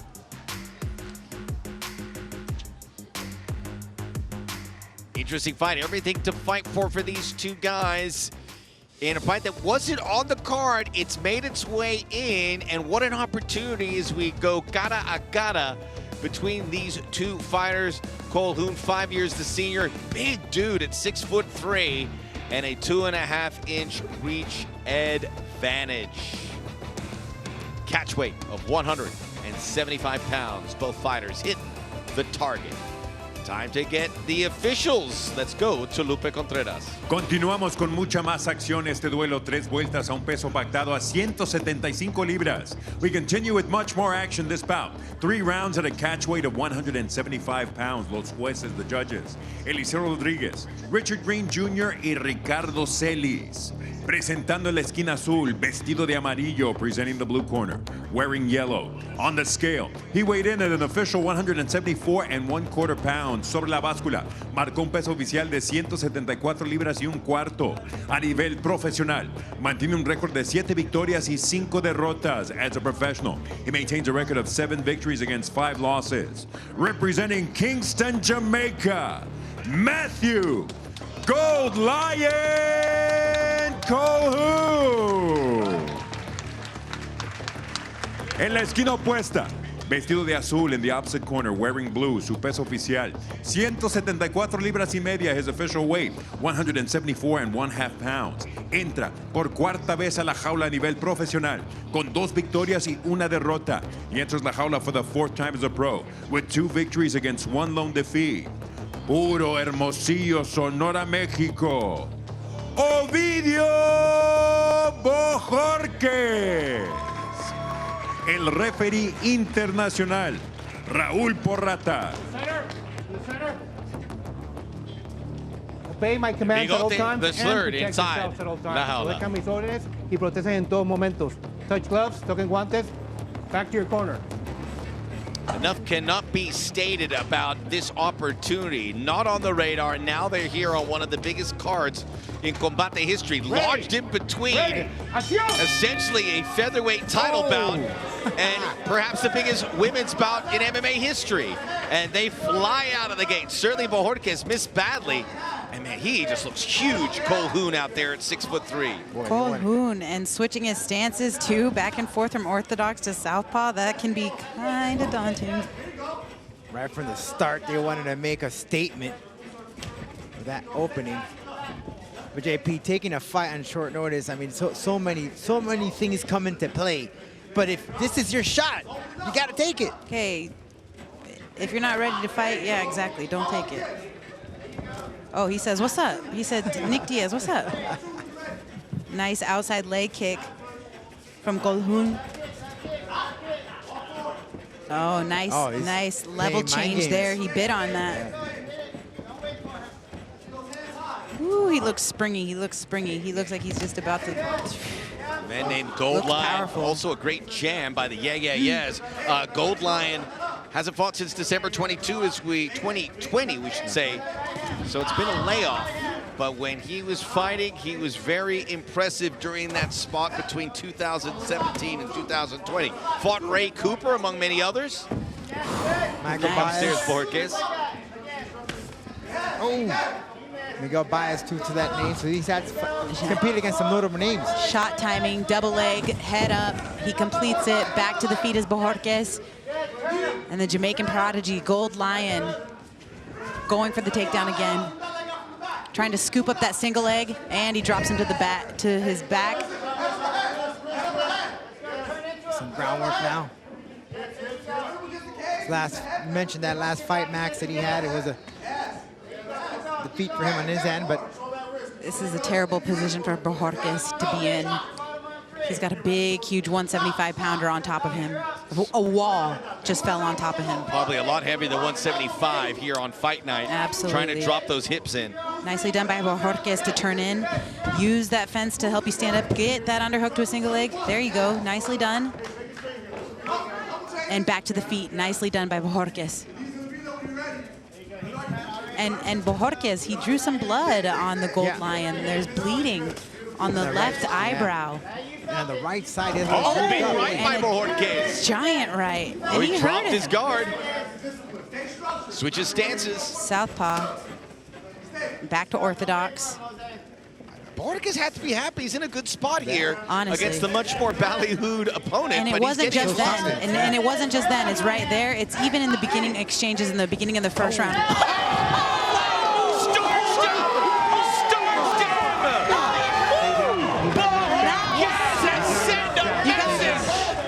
That was insane. You guys. We could see it coming. He said he looked comfortable out there. He looked like he belonged. He does.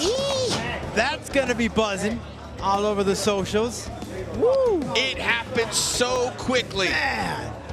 And Colquhoun is still down. You know what he said? He said, may the best man win. That's what he said in his interviews. He said, may the best man win. That's amazing. Gooch. Incredible. Wow. Incredible. Sports world may not have been respected. Bojorquez is now going to take a knee alongside Colquhoun. I mean, he doesn't have that incredible physique. He doesn't have the fighting experience, but he has an absolute fire plug. Still just getting started in this MMA world. Wow. Place got completely hushed. Everybody's stunned in this room. Here's the replay, guys. I gotta see. Here it is. Boom. What timing. Yeah. Golly. Here it is, another angle. Right underneath the chin.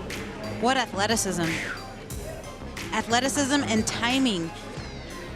Because you know you have to throw the knee where you think their head is going to be, not where their head is. Oof. Beautifully executed. Bojorquez, who won. And you know, I think he tried to do that in the beginning, right from the start. That's what I'm saying, yes. And exactly. he hit it this time, so the writing was on the wall. He had already had him hurt in that, like... Wow. Man, oh man. That's good to know. He's good. He's good. Back-to-back wins for Bojorquez. Nobody was talking about him, including yours truly. We thought that he was going to be facing an uphill battle. Well, he has become the first one to knock out an opponent tonight. Colquhoun is up and all right. We'll be back. They brought the stretcher out for Colquhoun, and he got to his feet, and thankfully we don't need it, and he will be center of the jaula waiting for the decision. But for Jose Ovidio Bojorquez, 3 knockout victories. He just had his 3rd. Let's go to Lupe Contreras. Este combate concluye con un tiempo oficial de 2 minutos 53 segundos. El primer episodio. This bout concludes with an official time of 2 minutes 53 seconds of the opening round. Your winner, by way of KO, el vencedor por nocaut. Puro Hermosillo, Sonora, México. Ovidio Bojorquez. Ovidio Bojorquez, that record tells a lot of stories now. 2 TKOs in the first round. His last fight, a second-round TKO via knees and punches. His whole body's a weapon. Colquhoun has got a big smile on his face. He's feeling okay. We'll be back for the main event.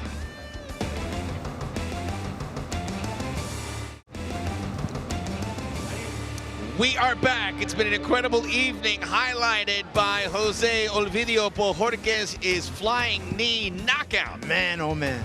Of Matthew Colquhoun. And look at these optics. Oh, both in the tunnel together. Mariel Celimen 100% aware of what's happening behind her, I can assure you. Celimen just focused. Time for the talking to end. Coming up, Celimen, La Loba.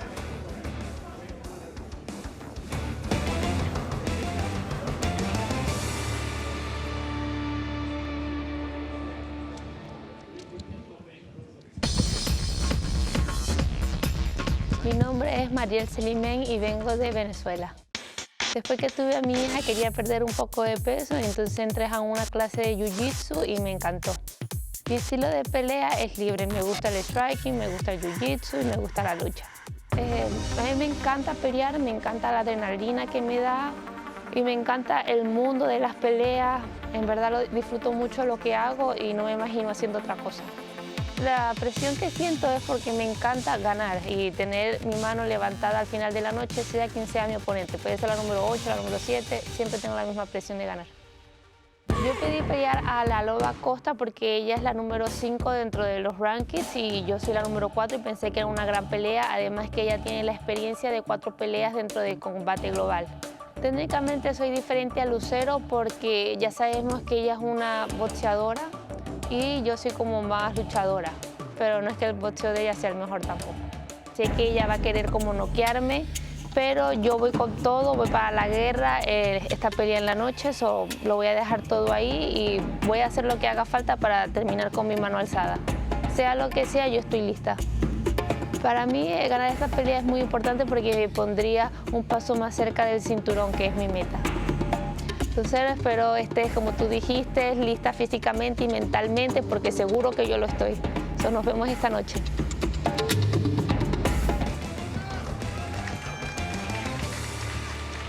We are back, and everyone knows this is the place to be. Not just Miami. The summer's behind us. Welcome fall. The weather's nice.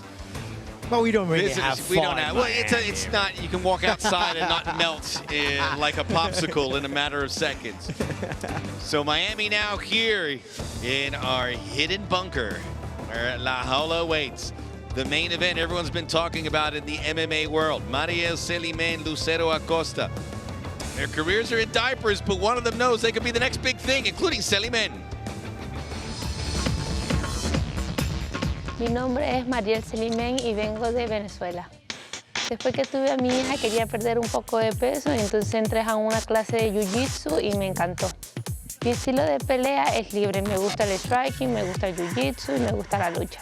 A mí me encanta pelear, me encanta la adrenalina que me da y me encanta el mundo de las peleas. En verdad disfruto mucho lo que hago y no me imagino haciendo otra cosa. La presión que siento es porque me encanta ganar y tener mi mano levantada al final de la noche, sea quien sea mi oponente. Puede ser la número 8, la número 7, siempre tengo la misma presión de ganar. Yo pedí pelear a la Loba Acosta porque ella es la número 5 dentro de los rankings y yo soy la número 4 y pensé que era una gran pelea, además que ella tiene la experiencia de 4 peleas dentro de combate global. Técnicamente soy diferente a Lucero porque ya sabemos que ella es una boxeadora y yo soy como más luchadora, pero no es que el boxeo de ella sea el mejor tampoco. Sé que ella va a querer como noquearme, pero yo voy con todo, voy para la guerra, esta pelea en la noche, lo voy a dejar todo ahí y voy a hacer lo que haga falta para terminar con mi mano alzada. Sea lo que sea, yo estoy lista.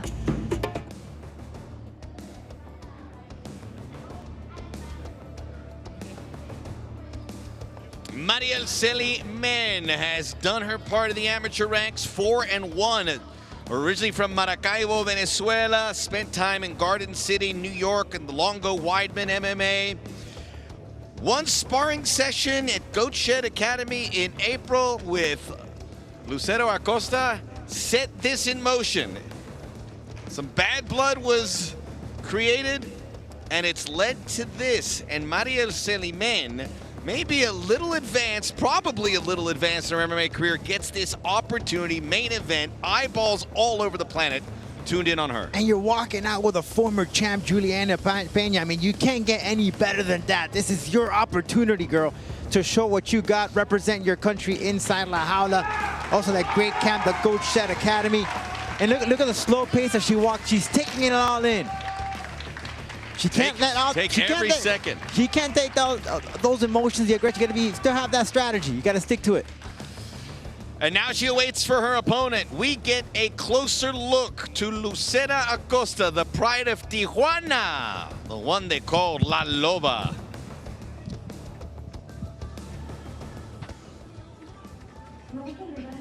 Me gusta romper el estereotipo de que, mujer bonita no sabe hacer nada. Es una meta lo que tengo. Yo sé hasta dónde quiero llegar, o sea, quiero ser campeona, pero también quiero mandar mensajes a las personas que sufrieron violencia doméstica o bullying para que tomen el camino de poderse defender.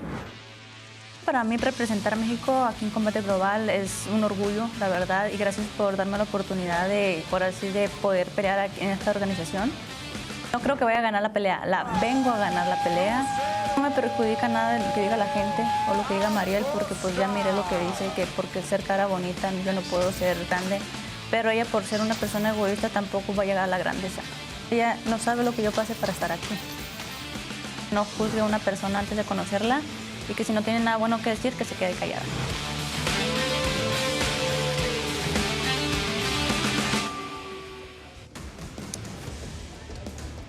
Lucero Acosta making her 5th fight here in her MMA career, all of them under the Combate Global banner. Gabriel Soto, a telenovela actor who was supposed to be on this card. They were looking for a fight. That's been pushed down the road. Maybe we'll see him soon enough. Part of the entourage for La Loba. He's been training for 15 years boxing. He's ready to go. Yeah. But we'll see him here shortly. He said he wants that fight. But this is it. This is the moment for La Loba. Hey, she threw out the first pitch at the Marlins game. She's had all that exposure in the media.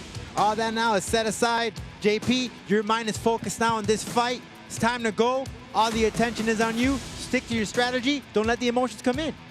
No, absolutely not. You got to be laser focused in there. You have to be a confident killer, calculated, cold-blooded. If you have a heart, it's black. If you have a heart, it got ran over a million times. You have no heart. You're going in there for blood. You're going in there to kill. You're going in there to literally take this person out. And you can't have any remorse for it when you do, because guess what? They're not going to feel bad when they come and clobber you. They're trying to eat you. It's a kill-or-be-killed world inside La Jaula. And we're going to see which one of these girls is the true queen, which one is the true killer, which one is the true real deal Holyfield. Reina o nada, queen or nothing is how this main event has been described. And how about Rodolfo getting the Miami Marlins into the show for a 3rd time tonight? It's hard work.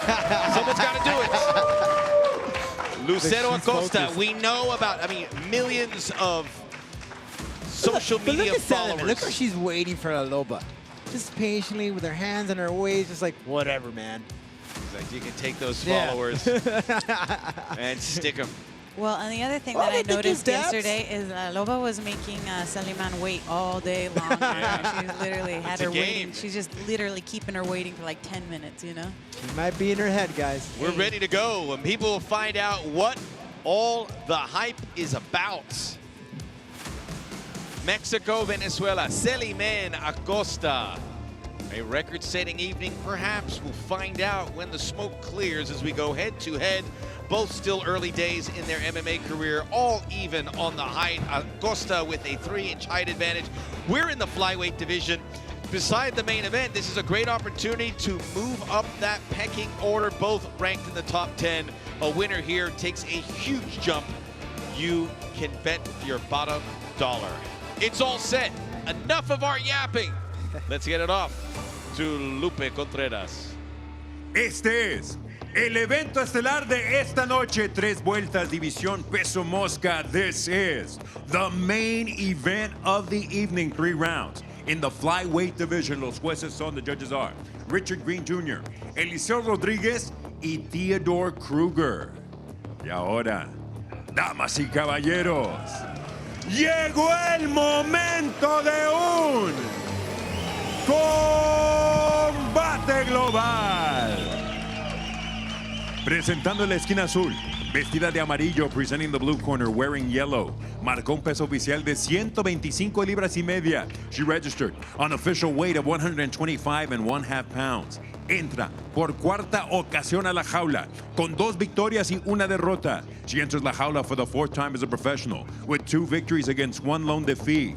De Maracaibo, Venezuela, Mariel, la araña Celimen. Su contraria en la esquina roja, vestida de azul, her opponent in the red corner, wearing blue. Su peso oficial, 124 libras. Her official weight, 124 pounds. Esta noche, regresa a la jaula en su 5º combate profesional, con 2 victorias y 2 derrotas. Tonight, she makes her return into la jaula for the 4th time as a pro, with 2 victories and 2 losses. Fighting straight out of TJ, Tijuana, Baja California, Mexico, La Loba, Lucero Acosta. El referee, Marcos Pérez. Marcos Perez, the third inside the jaula. La Loba, the she-wolf, as it's translated. I talked to Lupe Contreras earlier. I said, you're not the most ballyhooed Lupe inside the jaula tonight. He says, I'm okay with it. And we are ready for the main event. Juliana, you were there with Maria Celimen. What did you read of her? What did she say anything? No, she didn't. Locked in. Focused. Celimen in the Venezuelan yellow, center of the jaula. Nice little Mexican uppercut there from Acosta, Loba. Look, right from the start, guys. Beautiful frame. Yep. Gorgeous frame. She says, you're not taking me down. Shuck it. Underhooks there for Acosta, in and out. And we heard from Celimen that she knew she's going to do some of the stand-up, but anything to set up a submission attempt. Ground game is where she is the reina. Look for the charismatic one calling out Celimen. Let's trade, let's go. Heavy hands. Acosta says she's really worked on her all-round game. Oh. JP, I mean, Celimen right from the start. Do you know what that? Do you know what that means right here? That means. That's what she's saying. She's howling. Got a good foundation set, feet firmly on the ground for Acosta. She's made some mistakes in her MMA career, and that led to defeat to Chantel Coates, a split decision that she thought she won. That was back in August of 2021. Has had a year off where she's really been able to build through training to get to become a much more complete fighter. She said she had that ankle injury. She's a lot better now. And when you look at Celimen, Max and JP, you gotta remember this lady would have been undefeated in her pro career if it wasn't for that headbutt incident that she had. Yep. So deceptive records for sure when you talk about these two. It was a DQ headbutt to Jasmine Navarrete. That was back in September of last year for Celimen. Nice, beautiful Muay Thai stance there for La Loba. Ooh, and a big, huge right hand. Misses, but you can tell there's a ton of power on it. Celimen, good eyes. Those right hands, if they connect, Celimen could be in some hot water. Nothing's gone through yet. Big knee, close quarters. Celimen needs to use her hands to set up her shot timing. Ooh. She's got to set it up. Celimen now peppering away. Beautiful, beautiful, beautiful takedown defense by La Loba. La Loba's boxing, you can tell it's improved a lot. She's coming in with those punches very tight. She's good with the kicks too, and she's good with the elbows too. She's absolutely shown that she has rounded out her game overall. Great start to this fight. Both looking to pick their spots. No quarter given, none taken. Leg sweep attempt there from Acosta. Acosta, La Loba, her leg kicks are strong. Nicely done. Nice left hook sneaks in there by Celimen. You can see they know what's at stake. This time, though, all those nerves You are can gone. see the That's boxing prowess, Rodolfo, Yeah, in you see Acosta. it. There's sharp strikes. Those are arms and fists that have been built to throw. And that right hand was solid from La Loba. Solid. Crisp.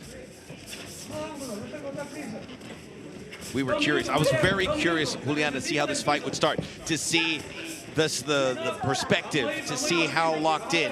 They have both proven that they have taken this very, very seriously. Well, Acosta too, she's got a confidence about her that is saying anything that you come my way is going to be denied, and you can feel that confidence starting to air out as the fight and the round continues. She's growing more and more confident as the round's coming to a close with 90 seconds left, and that's definitely going to play into her favor as we go into the second round, because when you have that confidence and that you can't touch me, and she hasn't been able to touch her, that's a recipe for success for your La Loba. Yeah, Celimen said that Loba has good boxing and good kicks, and surely we're seeing it today, but great takedown. And anytime the Celimen comes in for a takedown, she defends it quite well. Beautiful takedown defense so far by La Loba that we've seen, but that was a perfect shot timing by Celimen. Perfect shot timing by Celimen. Under a minute to go in this opening round. Two fighters born and raised in Combate. She got her down. Gorgeous And a chance to maybe grab this round late for Celimen. She got to lock her hands. She has to lock her hands. There she is. Now she's got to pull her off of the fence. Nicely done by Celimen. She's got to pull her off of the fence. Trying to grab those wrists, Acosta, to make sure she doesn't go down in a very tightly contested round. A takedown here switches it into Celimen's perspective, perhaps. Loba holding onto the cage there. She gets warned by the referee. Nice, beautiful head position. You have to take her down. You got to pull her off of the fence, Celimen. You have to pull her off of the fence. Got 18 seconds to do so. There it is. There's another outside trip takedown.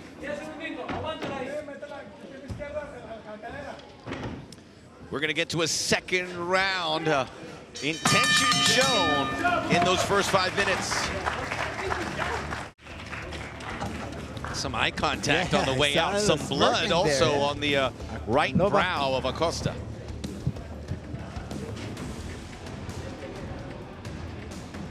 Said to collect that first round action, just connecting from the start. Great boxing from La Loba. Celimen got caught there, but she timed it perfectly. Go for a takedown, but Loba's takedown defense has been on point today. Lots of charisma in this bout. Calling out Celimen to, hey, let's go dance. Let's go in the center of the jaula. Let's throw down. Both corners probably have to be pretty happy about how their fighter's gone, but a lot to digest. They're very smart. They're both playing a smart fight. Yep.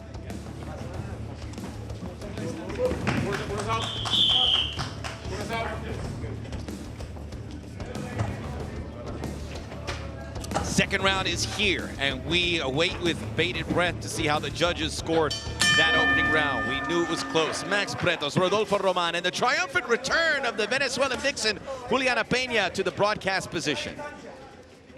What I sense, JP, here, they started off slow, and it's like they're building up the momentum. I like how you whispered little by there. little. I really got well, that. you got to build up the hype, the suspense, man. It's a big fight.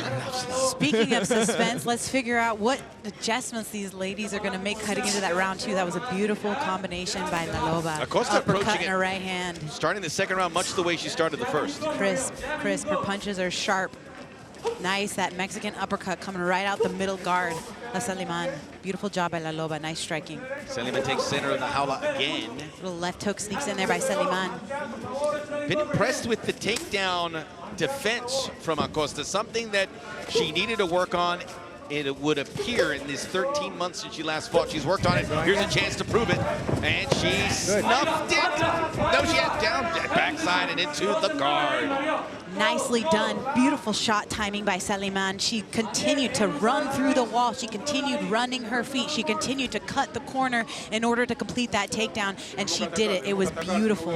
It was beautiful. But right now she needs to be careful getting her hands back, not putting them in the T-zone. Don't get armbarred. Don't get triangled.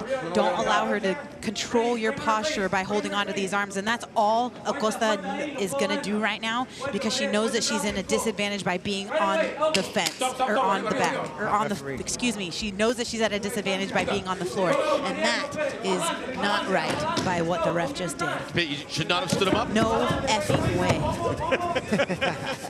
I thought it was early too, JP. Can't believe it. I'm so angry. Do you know how hard she's been trying to get to take finally got the takedown, to get that position? This guy just wants to be important. And they were working. I can't believe it. It angers me. It angers me. And this bit plate, look, Acosta wants a stand-up fight. She gets her wish here. Of course, of course. And she knows the only way to do that is just hold on for dear life and wait for the referees to stand her back up. She got what she wanted, so that was nice for her. And I'm happy for her, don't get me wrong.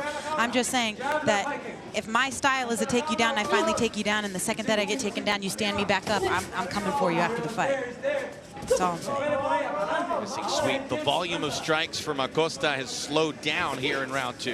And I think this is similar to what Celimen did in the previous fight against Tyler, where Tyler was winning the fight, but she just broke her down little by little until she was able to get that submission in the 3rd round. Oh, big knee. Celimen upstairs. Yeah. About 200 people inside the studio here. There would be more if you could, but this is a select crowd allowed to see this massive event. You get to see it at home.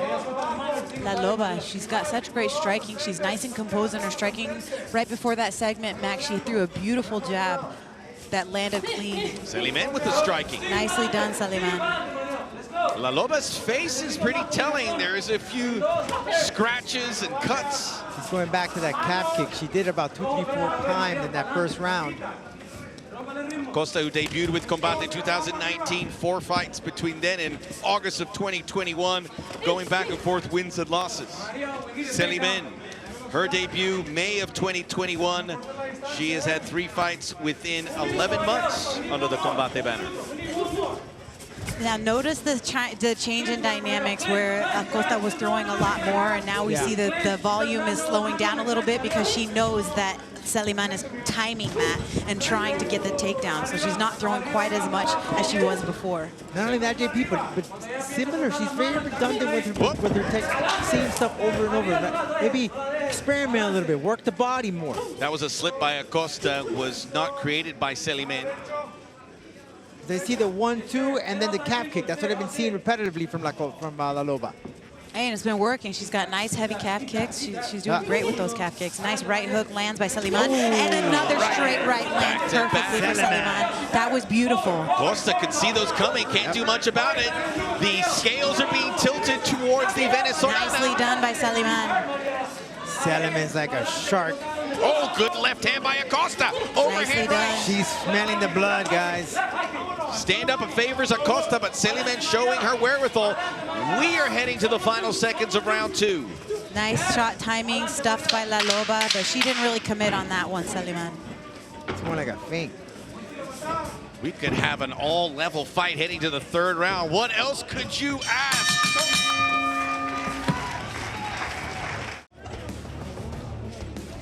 Two very tightly contested rounds.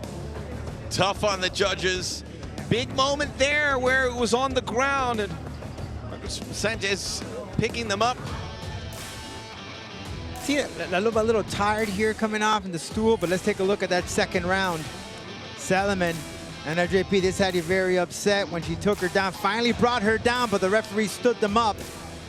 The work was there. Absolutely. And it favored Acosta. The fight went back to feet. Yep. And there was a little trip there, but that's because the jaula's wet. Okay, corners out. Corners out.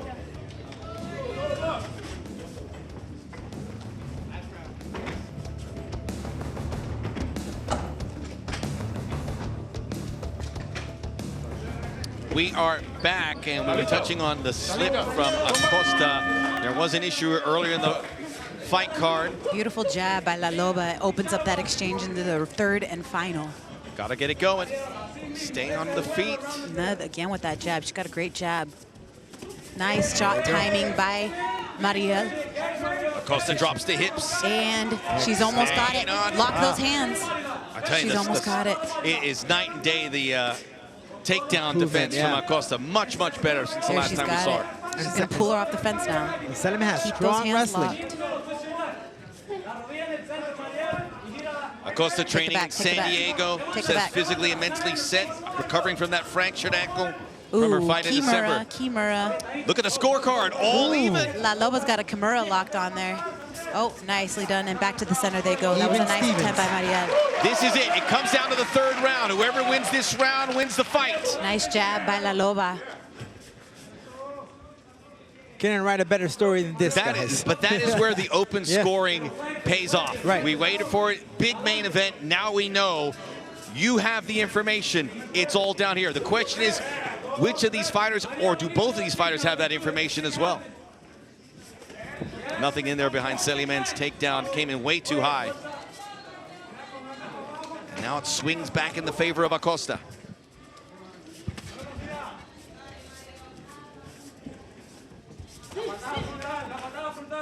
Celimen, who's fighting out of the Goat Shed Academy here in Miami. You can't write a better story, guys. 1-1, even. Both, when in doubt, jab out. Both girls jabbing at the same time. We were asking about the similarities, single moms, fighting hard, and Mariel Celimen was asked, because I don't think we have the similarities. Very different. You can see the differences here in the styles. Loba's offense have come down a lot. Nice jab again by La Loba. La Loba's jab is great. Yep. Nice shot time for Celimen, but she gets stuffed, and La Loba says, I got nothing for me. Yeah, she's upset because she keeps shooting in, but Celimen, she has a game plan. Better execute it now. You're down to under 3 minutes to go in the fight. Nicely done by La Loba with those jabs. Her striking is really the story here. Yep. In this bout. Nice leg kick by La Loba. Massive matchup in the flyweight division in the women's rankings, where we've talked to the powers that be at Combate. Almost 60% of the viewership for Combate is women. What an incredible change, when you would have never thought that just a few years ago. Now you have the participation and the viewership. Nice combination there with the right hook landing for La Loba, but Celimen answers back, and again with the jab with La Loba. That's been the story, JP. That left jab. hand. It has. You got to use your hands to set up your takedowns. If it looks ugly, it looks ugly, but you got to get those hands locked. Celimen, the number 4 ranked flyweight. Number 5 ranked flyweight is Acosta. The number 1 is Maritza Sanchez. Melissa Maya, number 2. I'm sure they're tuning in. See if they can get next. Acosta with a big right hand. And she's been inspired by it. She's coming in on the front foot. Loba's going in. Here we go. La Loba smells blood in the water. 90 seconds to go. No, nice jab. She's got such a great Celimen jab. backing up. I don't know, but I think she chugged an energy drink or a cafecito because she just picked up this pace all of a The sudden. eye is swelling shut. The left eye of Celimen is swelling shut. Nice timing, finally. Nothing in the takedown. Almost. Celimen looks tired. If Celimen gets that takedown, though, that could be it. La Loba. We're going to have a timeout here. Something. She looks strong. Celimen holding onto the cage. Not looking. They're checking the swelling underneath the left eye of Celimen. They're checking to make sure that her eye is okay enough for her to It continue. happened fast. Oh, it's the eye, guys. Yeah. Oh boy. The left eye. And that's what's affected her. She's worth, but she. What? They're gonna keep going with the. Okay. Celimen, guillotine attempt here. Celimen going for a single leg with the head on the outside. That's dangerous because she could get caught in a guillotine, but she's going for it, and she's actually syncing up the other leg too. She's going for broke here, and I like Acosta it. not going anywhere. She is keeping her feet. Single leg with the head on the outside. She could get guillotined here. She needs to be careful because La Loba's locking her hands. Celimen stuck. 30 seconds to go. Lucero Acosta said she's been working. Lucero Acosta's going to choke her in a guillotine, you Yeah, guys. Celimen running out. The air not getting. She's going to choke her in this guillotine. You guys, she's going to choke her. Oh, Acosta. No, but see, that takedown could be it. If she can get it. The she-wolf sound has been yelled throughout La Jaula. It's a head and arm guillotine. I couldn't see from the angle. Never mind, she's good. She said she was working on her craft. She was working on her game. Boy. The proof is in the pudding. Lucero Acosta, the best we've ever seen her. The improvement is there, guys. Absolutely, absolutely. I guess they will have a cup of coffee afterwards. Incredible. We could hear it. It's always lip service. Go, I've been working on this. You go, okay, let's see it. She did. Wouldn't get taken down. Dictated the fight. Got better as the fight wore on. The main event we've all been waiting for. Leaves us with a lot to talk about. And it would appear Lucero Acosta will be victorious. Nothing guaranteed. And we'll return to get the official decision. Remember, it was all square after 2 rounds on the official scorecards. Let's see if she did enough. Official decision, and Lupe Contreras is next. Buena patada de giro, buen derribo por parte de Caroline. Roberto Romero Hernández. Cayendo de guardia constantemente por todos los codos bonitos. No los ha afectado de momento. También de David Martínez. Javier vas a estar el 26 de septiembre en una exhibición. Golpea el cuerpo. Una vez más, el gancho se acabó, se acabó. Se acabó la batalla.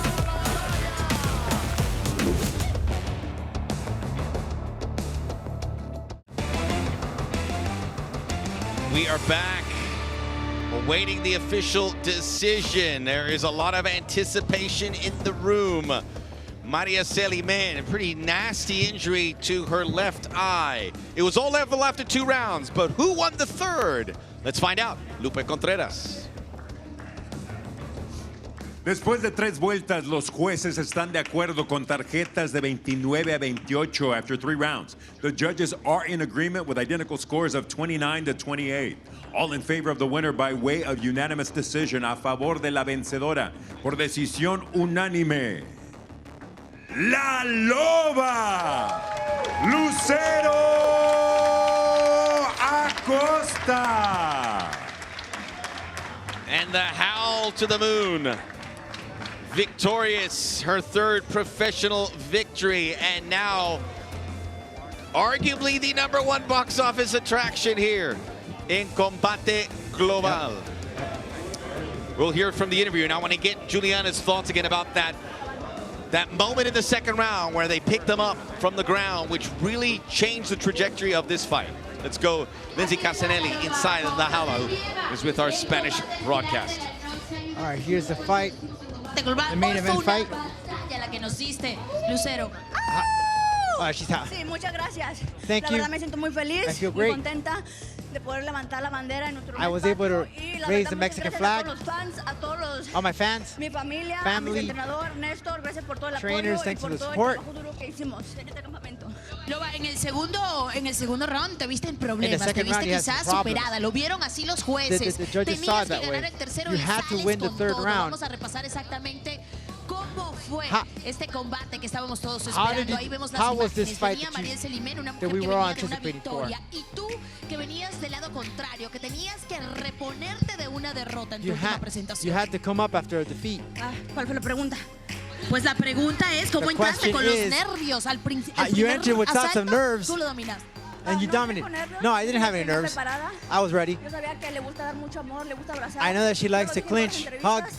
I said it a lot in the interviews. Estuve entrenando mucho, ahora sí que You la see it right defensa. there. I worked a lot on my Una y defense. otra vez. Yo dije, vengo Many a pelear times I como said it. mexicana, I come in and fight like a yo también te quería Mexican. abrazar, así que So pues, tuve que hacer las defensas I had to do the y ajustar defense los puños para que no pudieran entrar tan rápido. and throwing the punches. She won't be able to come in. Estabas tirando una patada que era muy efectiva, pero también I noticed you were vamos using a the tener kick. que decir que Mariel en el segundo asalto Mariel in the te tiró second algunos round, golpes que te hicieron daño. ¿Qué She, pensaste en she ese did do momento? some damage to you, but En el gimnasio me hicieron mal daño, así que me acordé de mis, No, I de mis- remembered de mis compañeros que to my- me pegaban con malicia, my entonces friends me that- acordé de that- ellos y me vine a desquitar con Mariel. that I competed. Ya en I el tercero, I brought it to Mariel. sonado la campana y tú te sentías ganadora, sentías When que you la heard that tenías bell, did you dominada feel like a winner? Realmente no me hizo mucho daño. No, she didn't hurt me much. Pero But que no arriesga no gana. but hey, if you don't feel anything, you don't win. En el tercer round dije corazón. In the 3rd corazón round, I said, mexicano, y lo I have the heart of a Mexican, Loba, and I gave it aquí all. está la huella de la batalla, Loba, las manos. Vamos a hacerle that's the hands of close battle. up a la mano de la loba, de la mujer que hoy sale This is a woman who comes in victoriosa. victorious Sí, señor tonight. director, por favor, la sangre del sacrificio y la This is the disciplina blood, the sacrifice, the está en la mano de discipline, la ganadora. Es la the mano hands que of the sale winner. hoy arriba de la jaula de combate inside Muchas gracias, the muchas gracias a jaula. todos, muchas gracias a la compañía por Thank you for the company. otra vez gracias a mi entrenador, que To my gracias coach. a todo el equipo Thank que you, me all siguió my apoyándome, team. quiero darle las gracias. Thank you much. Cuando el jefe está aquí, quiere decir que fue un gran combate, Carlos McLaren. Well, Ahí Lindsay, apoyando this is a a la great, número great uno combat, I must say. la reina de esta noche. Here is the queen of tonight.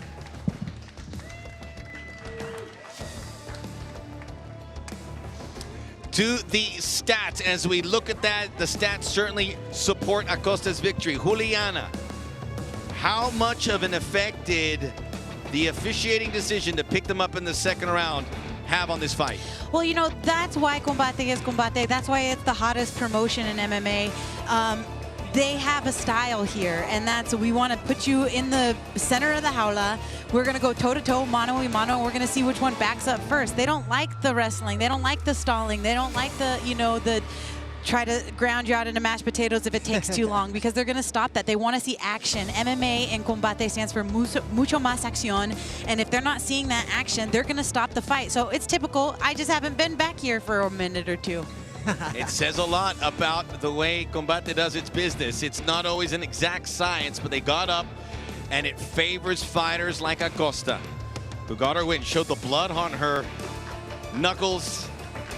And we hope Mariel Celimen is bad. It was a really gnarly injury. You can't mess around when you're talking about your eyes. But there it is. Fantastic moment for Lucero Acosta.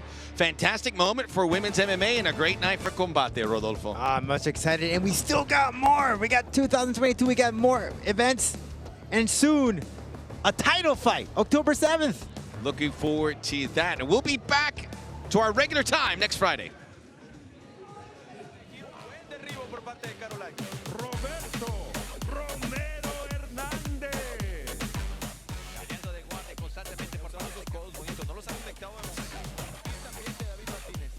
Roberto Romero, short layoff here, and he is back. And my girl, Caroline Gallardo, Taz. Arturo Vergara, Romero, that's going to be a fun There fight. she is, there she is.